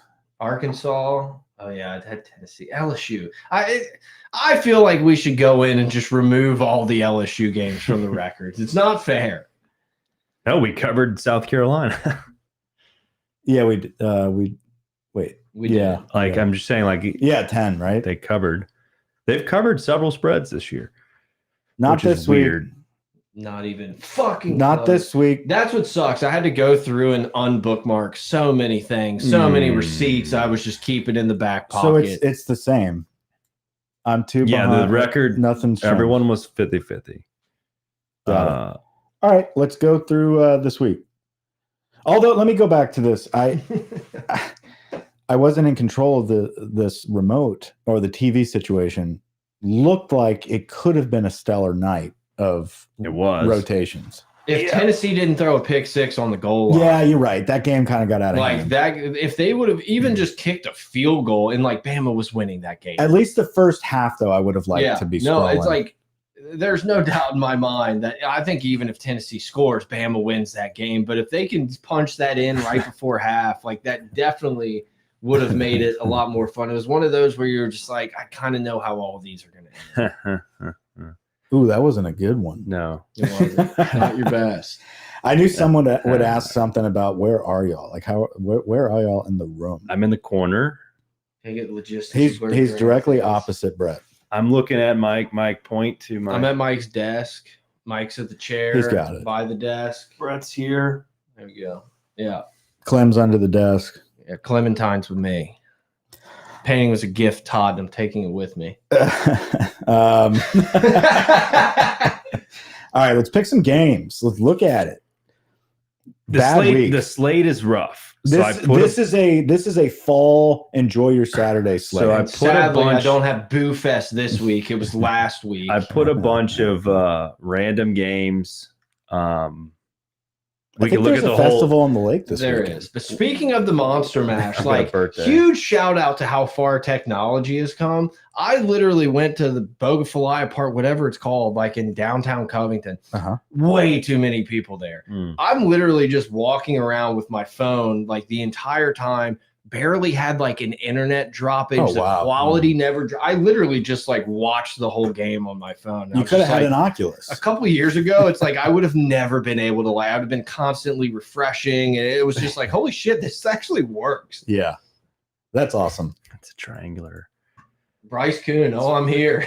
Is that really him in the chat? No way. I don't think so. Could be. It could be. Yeah, I don't know what's going on with that. I'm here. I love it.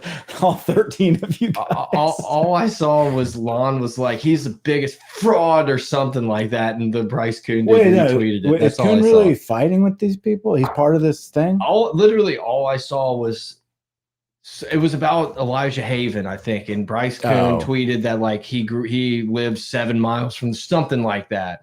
And someone was like, it's so distant, a normal Twitter response of like, that's not fair. And Lon was because he lives by Dunham or something? Yeah, I was like, essentially it was like, you can't recruit a guy out of your own backyard. It's like when the dude from U-High goes somewhere, it goes to Bama, and you're like, you can't even get the guy on campus. Right. It was a similar vein to that. And we need to get Preston Guy in there. And of course the comments were just like, "Oh, I'm here. It's so disgusting, blah blah blah." And then Lon just is like comments on the commenters like, "Kuhn's always been a fraud" or something like that, and it just killed me. Just like a random scroll. That's good stuff. We got to be nicer to each other. Bryce, thanks for joining the program. Friends. It is funny that Lon seems to think he's got the smoking gun in the text messages. What if we did I know what he's got. What if we did a LSU content watch party? The Underground Podcasters Clan? Yeah. Not clan. Yeah, we had a yeah, you can't say that. With a C. Well, that's C. Yeah, I know. That was bad. I don't mean anything by that. Yeah, but what if we had an underground clan? I've been watching Task. Underground clan. It's just a bunch of white bros. Bunch of white podcasters. No, that's not what we're. I've been watching Task. We can talk about our agenda. The motorcycle gang was on the brain. Oh man. Where I was going was it'd be funny, like a watch party. Yeah, like kind of like the gambling Tingle and Co. Like the gambling cave, and like everyone's kind of in there, and it's obviously just all filmed. And God, shoot me! Damn it, Frank! Shoot me! Why? We have our own press box. It's the podcaster's press box. You gotta get it. You gotta hit it, man. I gotta fix that. Why? Yes, too late. It makes me want to punch a wall. Let's listen to it one more time. It makes me so infuriated that you are not ready. The voice crack's so good. He was so passionate about it. Good. So what? Your quarterback got sacked for -3. So what? Live to fight another down. Oh man. Stop trying to be so cute.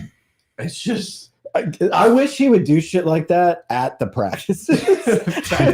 just backtrack a month and it's like, how did we get here, man? We knew we weren't like completely awesome and there were some issues, but we've all of a sudden gotten to where we're just sure that we're firing Brian Kelly here. Yeah, we're sure it's gonna happen.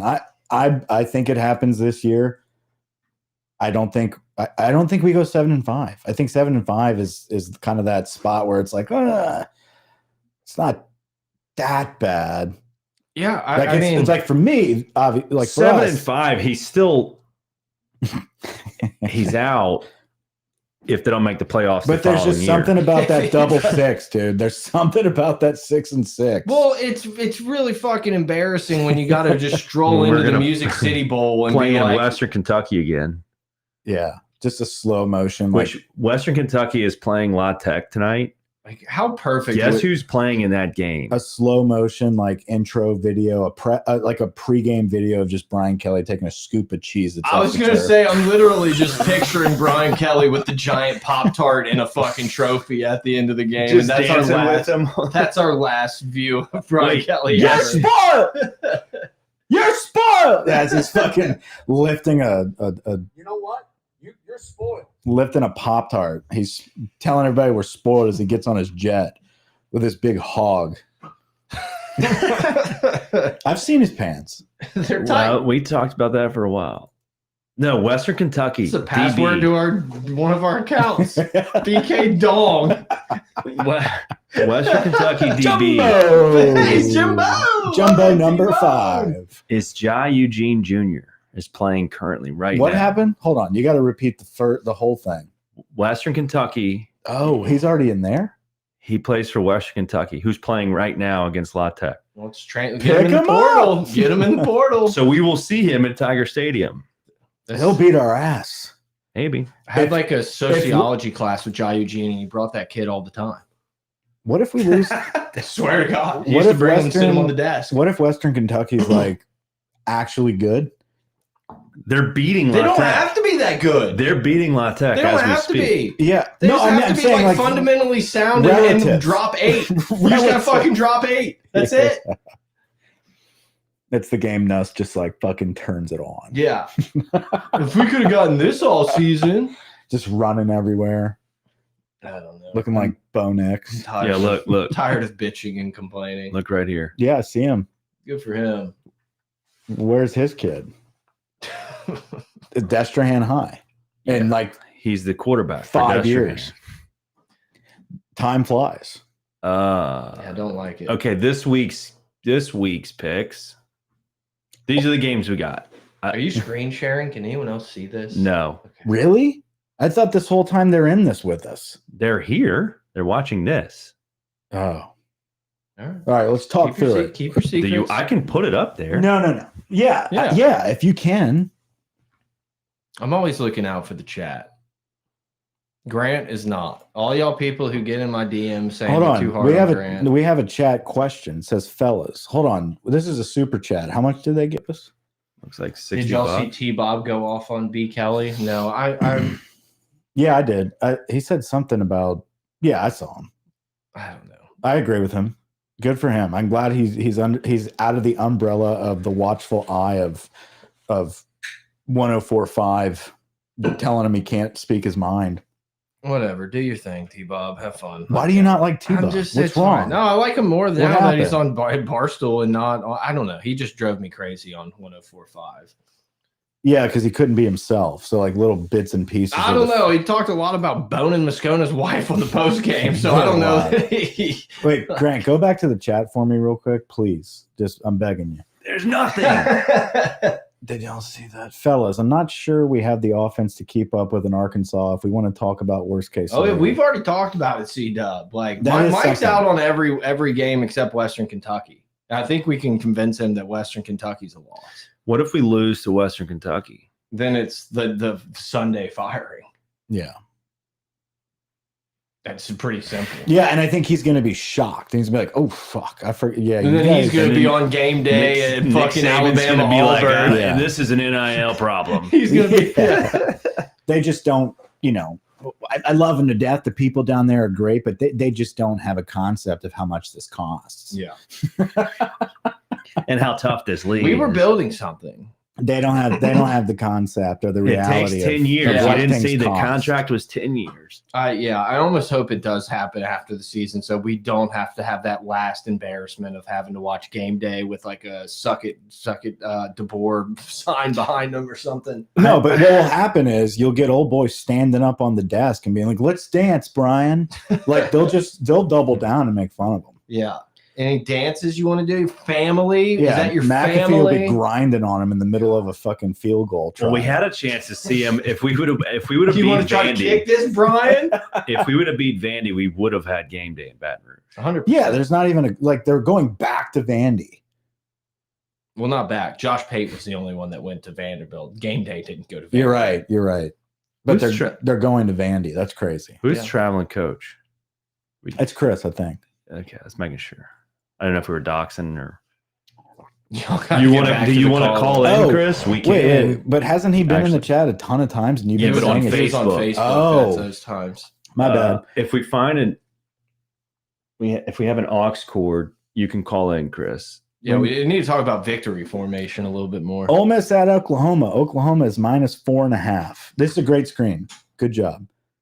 This But looks we good. can look at. No, what I'm saying is that's what everyone else is seeing. Do you want to look at the actual? You didn't have that up last time, so obviously that works. Right. What? This is a great screen. Good job. Let me change it. He's everywhere. Fucking love this He's podcast. traveling. What I'm saying is, That looks good. Leave it here.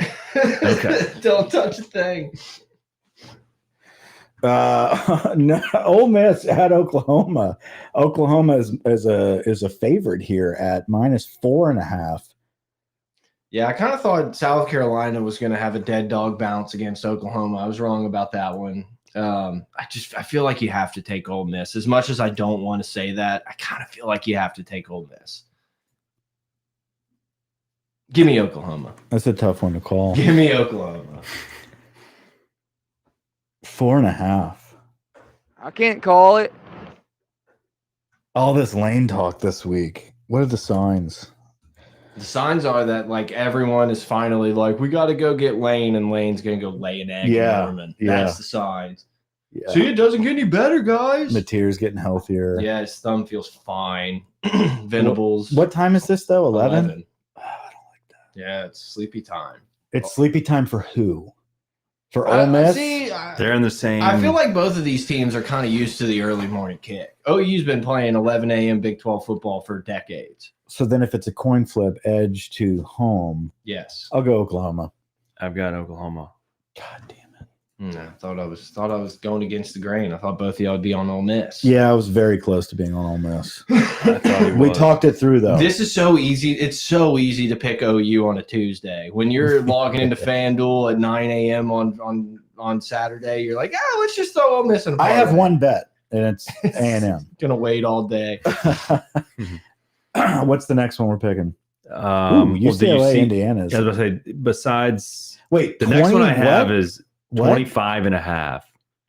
Oh, That's one I wow. think we bet, not actually pick. That's, well, What? easy for me to It's a say. lot of But points. UCLA's on a hot streak. Yeah, but they also could just like get curb stomped, and like that honeymoon phase could be over. This is the game where you make a stand and be like, Indiana's that good. Yeah. Because that's a lot I of do love that points. everyone just acts like New Heisel's the coach. It's like we got to get his post game chat, like everything. Give me UCLA. That's not on the picks. Keep the screen. The next game I have is Auburn at Arkansas. If we wanted to pick that, Can we pick this? Yeah. Do y'all want to pick the? Are you cool I mean, I'll with that? take UCLA with you. Are you taking UCLA? I was going to pick. That's what I'm saying. I was going to pick UCLA as I well. didn't know so that. I just said it. Let's bet on UCLA, and then you're like, "Oh, I've already spent my wad on No, you said A&M." let's bet on it. Prematurely I didn't know you were shot saying my bet wad. on UCLA. I thought you were talking Yeah. about the game. I figured we would all be picking I didn't UCLA know here. that. I didn't know that. So I That's the case. Wash. okay. All right. Syracuse at Georgia Tech. Don't care. Don't care. South Florida at Memphis. App State. Auburn at Arkansas. You said that's the next one. If we want it, yeah, that's one that the line's fun and funky, but we don't have to pick. What is it? 2.5? Yeah, it's Arkansas 2.5. At home? Yeah. I've been watching Task. I mean, I know Auburn's defense is a lot better than what we've seen, but man, does that line it makes you want to take the over after watching Arkansas give up 40 and score 40 every week. I hate picking this game. That makes it good. And I just put it in here. I have no idea either. The next ones, I mean, feel like I've taken Auburn so many times and gotten kicked in the nuts that I'll just take Arkansas. Let me say this. I have 7 games on here because they all suck so bad. So if we pick all 7, we can go back and remove some if we want. I'll go with Auburn. I'll take the points. I got to make a stand somewhere. I'm too far behind. It's fair. Brett? I'm taking Arkansas. Me too. That's fine. It doesn't matter. Whatever Grant picks, it's funny. I'm picking Arkansas because it's one of those lines that Brett would pick, which he did, but I knew he would pick it because it's like you would pick Auburn seems like the practical pick, and then the fact that Arkansas is favored, it's one of those. The next one I have is, I mean, there's nothing really left in the 11 o'clock slate. South Carolina. Yeah, Alabama, South Carolina, I have on here because that 11.5 is just screaming. Love this graphic, Grant. Someone just put that in the chat. That's something. How long did it take you? About a half hour. He's been using AI, so really just like I 2 do minutes. it every. You've been doing this for a few years. Yeah, at least 5 years. Yeah, follow him on Twitter at GLagrange22. He'll be in the studio they retweet twice a week during baseball season. I will be in the studio 0 times a week in baseball season. Why would you not want to root for the Just Yankees? Kidding. This is like the 1945 Yankees. I don't know if they were good that year. I'm down for baseball. Like, let's go. I'm just not. I need someone to be like, hey, the game's on ESPN Plus, because I'm never gonna remember to just like flip on the game. Is the top end for Bitcoin points? Don't do it. There is no top. There is no top. All right. Alabama at South Carolina, 11.5 at 2:30. That's what we're picking? Mm-hmm. Yeah, give me Alabama until they can prove me otherwise. This game fits my model perfectly of like you just have to close your eyes and take South Carolina. I'm not even that crazy to do that. I'll take Alabama and just say good job, Beamer, if you cover that spread. Hand up, congrats to you. I'm picking Bama. What? No, you said you always pick. If we pick the same, you said that. You said that. All right. How about row the boat, huh?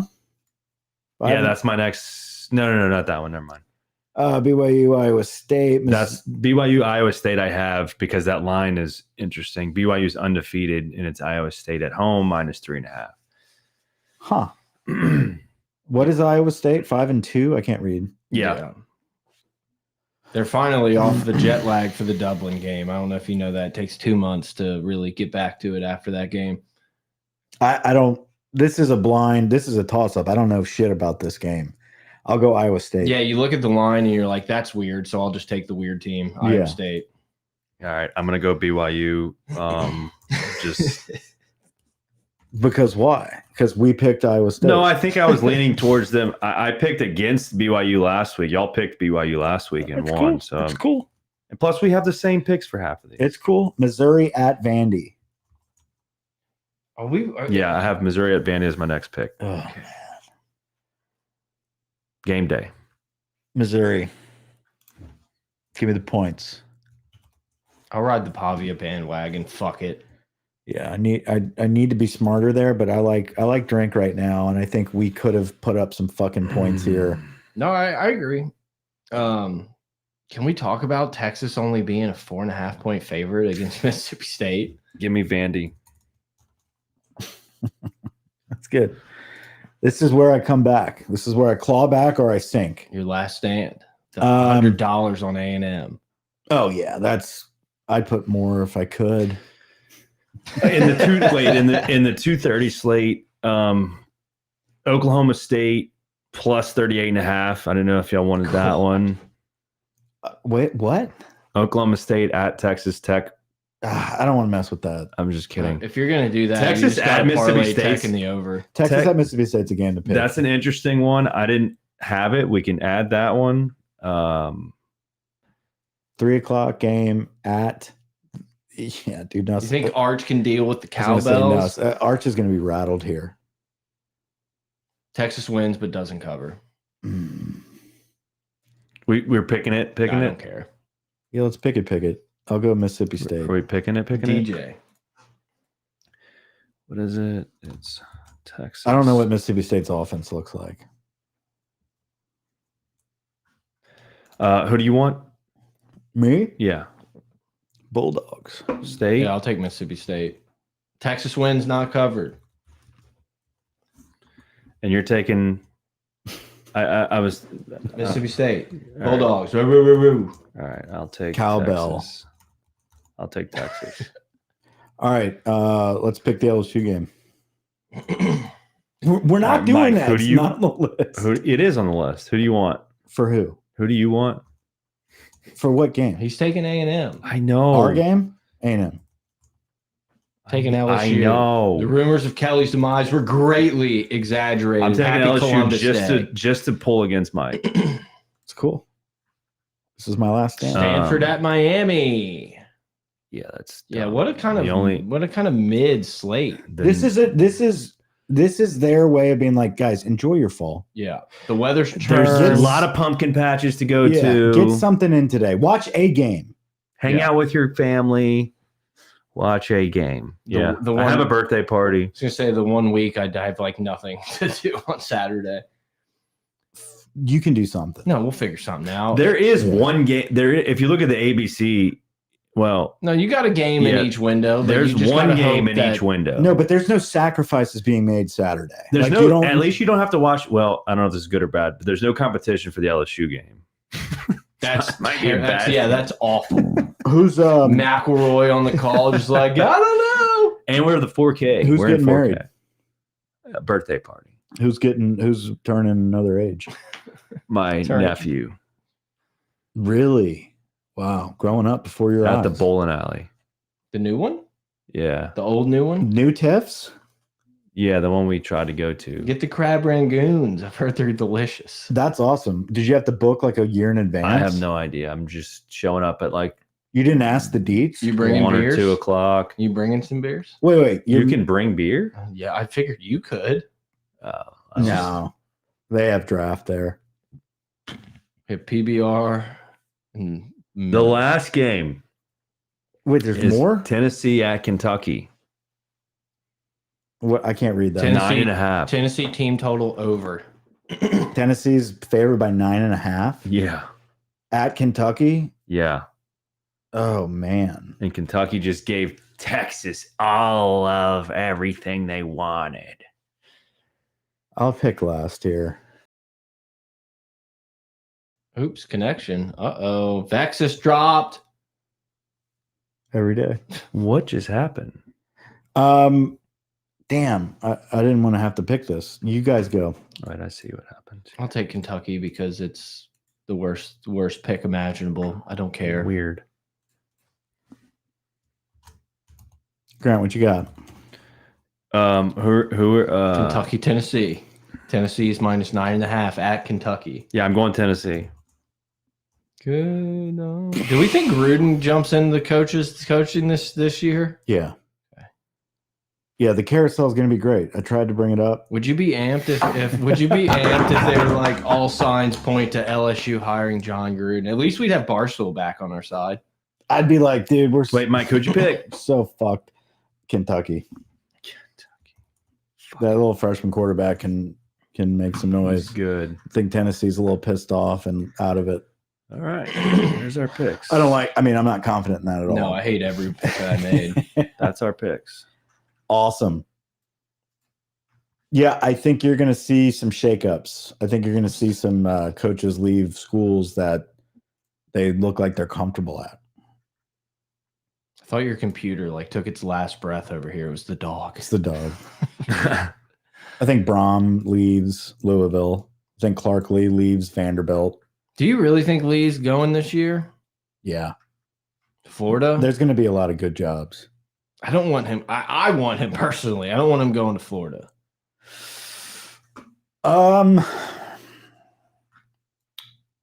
I don't know. Do we think I mean, I know. Do you think Sharon Carey, if he loses out, is up for grabs? Do you think Michigan would make a move? Sharon Moore. Chiron Carey. I was about to say, wait, he's coaching. I was like, where's he at? Do you think Moore would get? No, he's not in jeopardy of getting fired this year, huh? I would say no, but it's like you're kind of in position 1A on the hot seat next year. What if USC just doesn't show up anymore? Think they move from Lincoln? I feel like you're almost in a spot where you're kind of stuck. Like you went with like the non-big name guys, and then it's like you went and got the guy, the California, like I don't know. I can just see so many teams are in the same boat as LSU of just like we feel like we're just in open waters and can do nothing. Well, I think Lane's leaving. Whether I think Florida gets Lane unless we fire Brian Kelly and go after him. See, I don't know.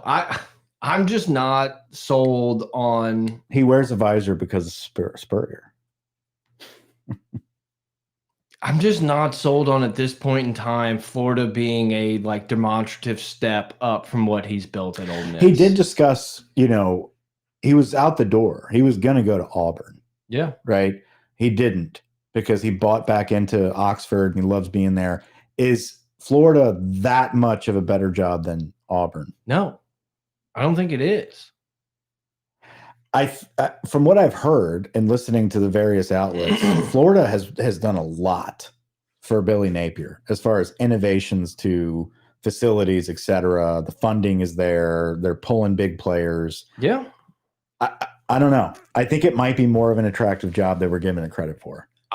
Look, I think that Florida is that, like Urban Meyer showed Florida's potential of like you get these guys in state, you're going to have sick linebackers, sick skill position players. Like it's Spurrier there. did it multiple years. It's there. I'm not saying it's not. I'm just like, I don't know. I'm just trying to like put myself in Lane's shoes of like. My point is, if he does leave, Ole Miss is open now, and Ole Miss is a more attractive job now than it was when Lane entered. For sure. So you're going to have more like the coaches that are leaving to take these big jobs. Arizona State guy, Dillingham. Like there's going to be openings there that are big name openings, like big jobs. Like Ole Miss will be vacant. Yeah. Right. I mean, I don't know. I think it's going to be one of those years where you see a lot of jumping around. Where's Fickle go? I was going to say Wisconsin's open. I don't know that that's necessarily in the topic of like these top jobs, but Wisconsin's not a pushover job. And then you randomly have these waves of like, oh, well, so-and-so's going to the NFL this year. Yeah. You know what I mean? Like, oh, is Ryan Day jumping to somewhere? Like Kalen DeBoer going to the Jets. Something crazy happens where Ohio State's open all of a sudden. Marcus Freeman goes to Ohio State. Notre Dame's open, right? Tommy Rees. That's a Clark Lee destination. Yeah. I'd be fine with that. Yeah, that would make sense. Stay away from. I'm still back to the beginning of the pod. I don't think Kiffin just settles for Florida. I don't think Florida's at that point yet. I think if Kiffin doesn't make the playoffs this year, he's striking while the iron's hot. But I don't think it's. I think he could do what he wants to do. Like he would either wait for LSU. Yeah, you're right. He could come back and it'll still be hot. Yeah, because like Ole Miss, like I don't think the bridge isn't like on fire at Ole Miss. Like he's okay. He's not burning it down. I think he would love the LSU job, and I think 100%. I think we would absolutely be idiots to not try that. And Kiffin's not going to just like if Florida's pressuring him to like commit before we fire Brian Kelly. Like I think he would wait it out a little bit. Luckily, they all have the same agent, so that's true. Yeah, so maybe so does Nussmeier. Maybe Kiffin's deal is I'm an SEC guy. I like it down here. I'm not waiting for Michigan to open up. I'm not going for the Penn State job. I'm not waiting for Ohio State, right? I'm waiting for Alabama or LSU. Or let's say Kirby leaves Georgia. Maybe Clemson. I think Clemson. I said that very softly because I didn't believe in it. I think Clemson is more of a rebuild. No, I agree. Clemson, I think you get a lot of support. You don't have to go through the gauntlet of. If you're talking about waiting for Alabama and LSU, don't know if Clemson is in that discussion as a job. If I'm a 5-star quarterback and I'm talking about like winning programs, et cetera, but like as a coaching destination, I don't know if it's not the same as an Alabama or LSU. I agree. No, I agree. I said it very softly because I'm just trying to come up with that other team. Because I agree. I feel like Lane would prefer to just sit in neutral and try to run it back another year at Ole Miss and just like get this out of come here. to Baton Rouge. Get him out of here. No. I was just saying this is potentially another job. I'm not talking Dave. I'm saying like he's probably on his way out. I thought you were selling me on Dave. No. I'm not pushing a random. I'm saying to add to your carousel talk. He's an Ole Miss coach. He's a Vandy coach. Arkansas. Like, is he out? Like, what would keep him in Baylor this year? I think Jeff Traylor is the guy that is being leaked to Arkansas, by the way. Heard that this weekend. Tractor trailer? Traylor. He was Gilmer High School's like state championship coach for years. Got major plugs up in that part of the country. Awesome recruiter, goes to Texas, coaches with Tom Herman, I believe. Goes to Arkansas. Tom Herman could go. Traylor was a recruiting. He won a lot of championships in Texas, but he was a recruiter. Goes to Texas, goes to Arkansas with Chad Morris. Was that who the coach was? And then he got a head coach. I think he's at UT San Antonio, maybe, or UTEP. I don't know, something like that. But he's visited Arkansas. I know who you're talking about recently. So I think that's a guy that is going to be connected to some of these jobs too. I think Summerall is like the lower He's the level. UTSA coach. Yeah, UTSA. I was like, man, why does that name sound familiar? Yeah, UTSA. Yeah, they've been making the bowl games. I think they're going to shoot high. I think Arkansas is going to. I think Petrino is going to make a case because he's going to beat us. Yeah. All I have to do is just hire a defensive coordinator. We got it going. Yeah. SMU's coach, Rhett Lashley. Oh, yeah. He's a name guy that could pop in there for sure. Yeah. So, all right, boys. I don't know if y'all want to hang out a little bit longer and talk a little bit. Get the Oculus going. Yeah, let's play some golf. All right. Thanks for listening. Any more chats? No, there's nothing. None. No chats. Do we not think Dabo will be there as long as he wants to be? Not anymore. Hold on. Turn the music down. So, yeah. Turn off the chat. Do we not think Dabo will be there as long as he wants? No, I don't. I think it has to go really terribly wrong the rest of the season for him to be fired this year. I agree. But I think if he has another year like this, they will fire him. He's lost a step. There's too many arguments with the media after every game being like, I'm still good. Yeah. Like that can't keep going. So I think he's got one more season. But that's another coach where he's not like Dabo's not just going to hang it up and hang out. Maybe he would be a commentator, but don't want to talk to you guys. Godspeed, boys. All right. I don't know. Chris is upset. No, nothing. No, we replied. Chris. Yeah, he's delayed. It's okay. He's getting there. All right. Maybe he's behind. There is no top to Bitcoin. Turn off the fucking cameras. They're all still on. Turn off the cameras. Josh Burback.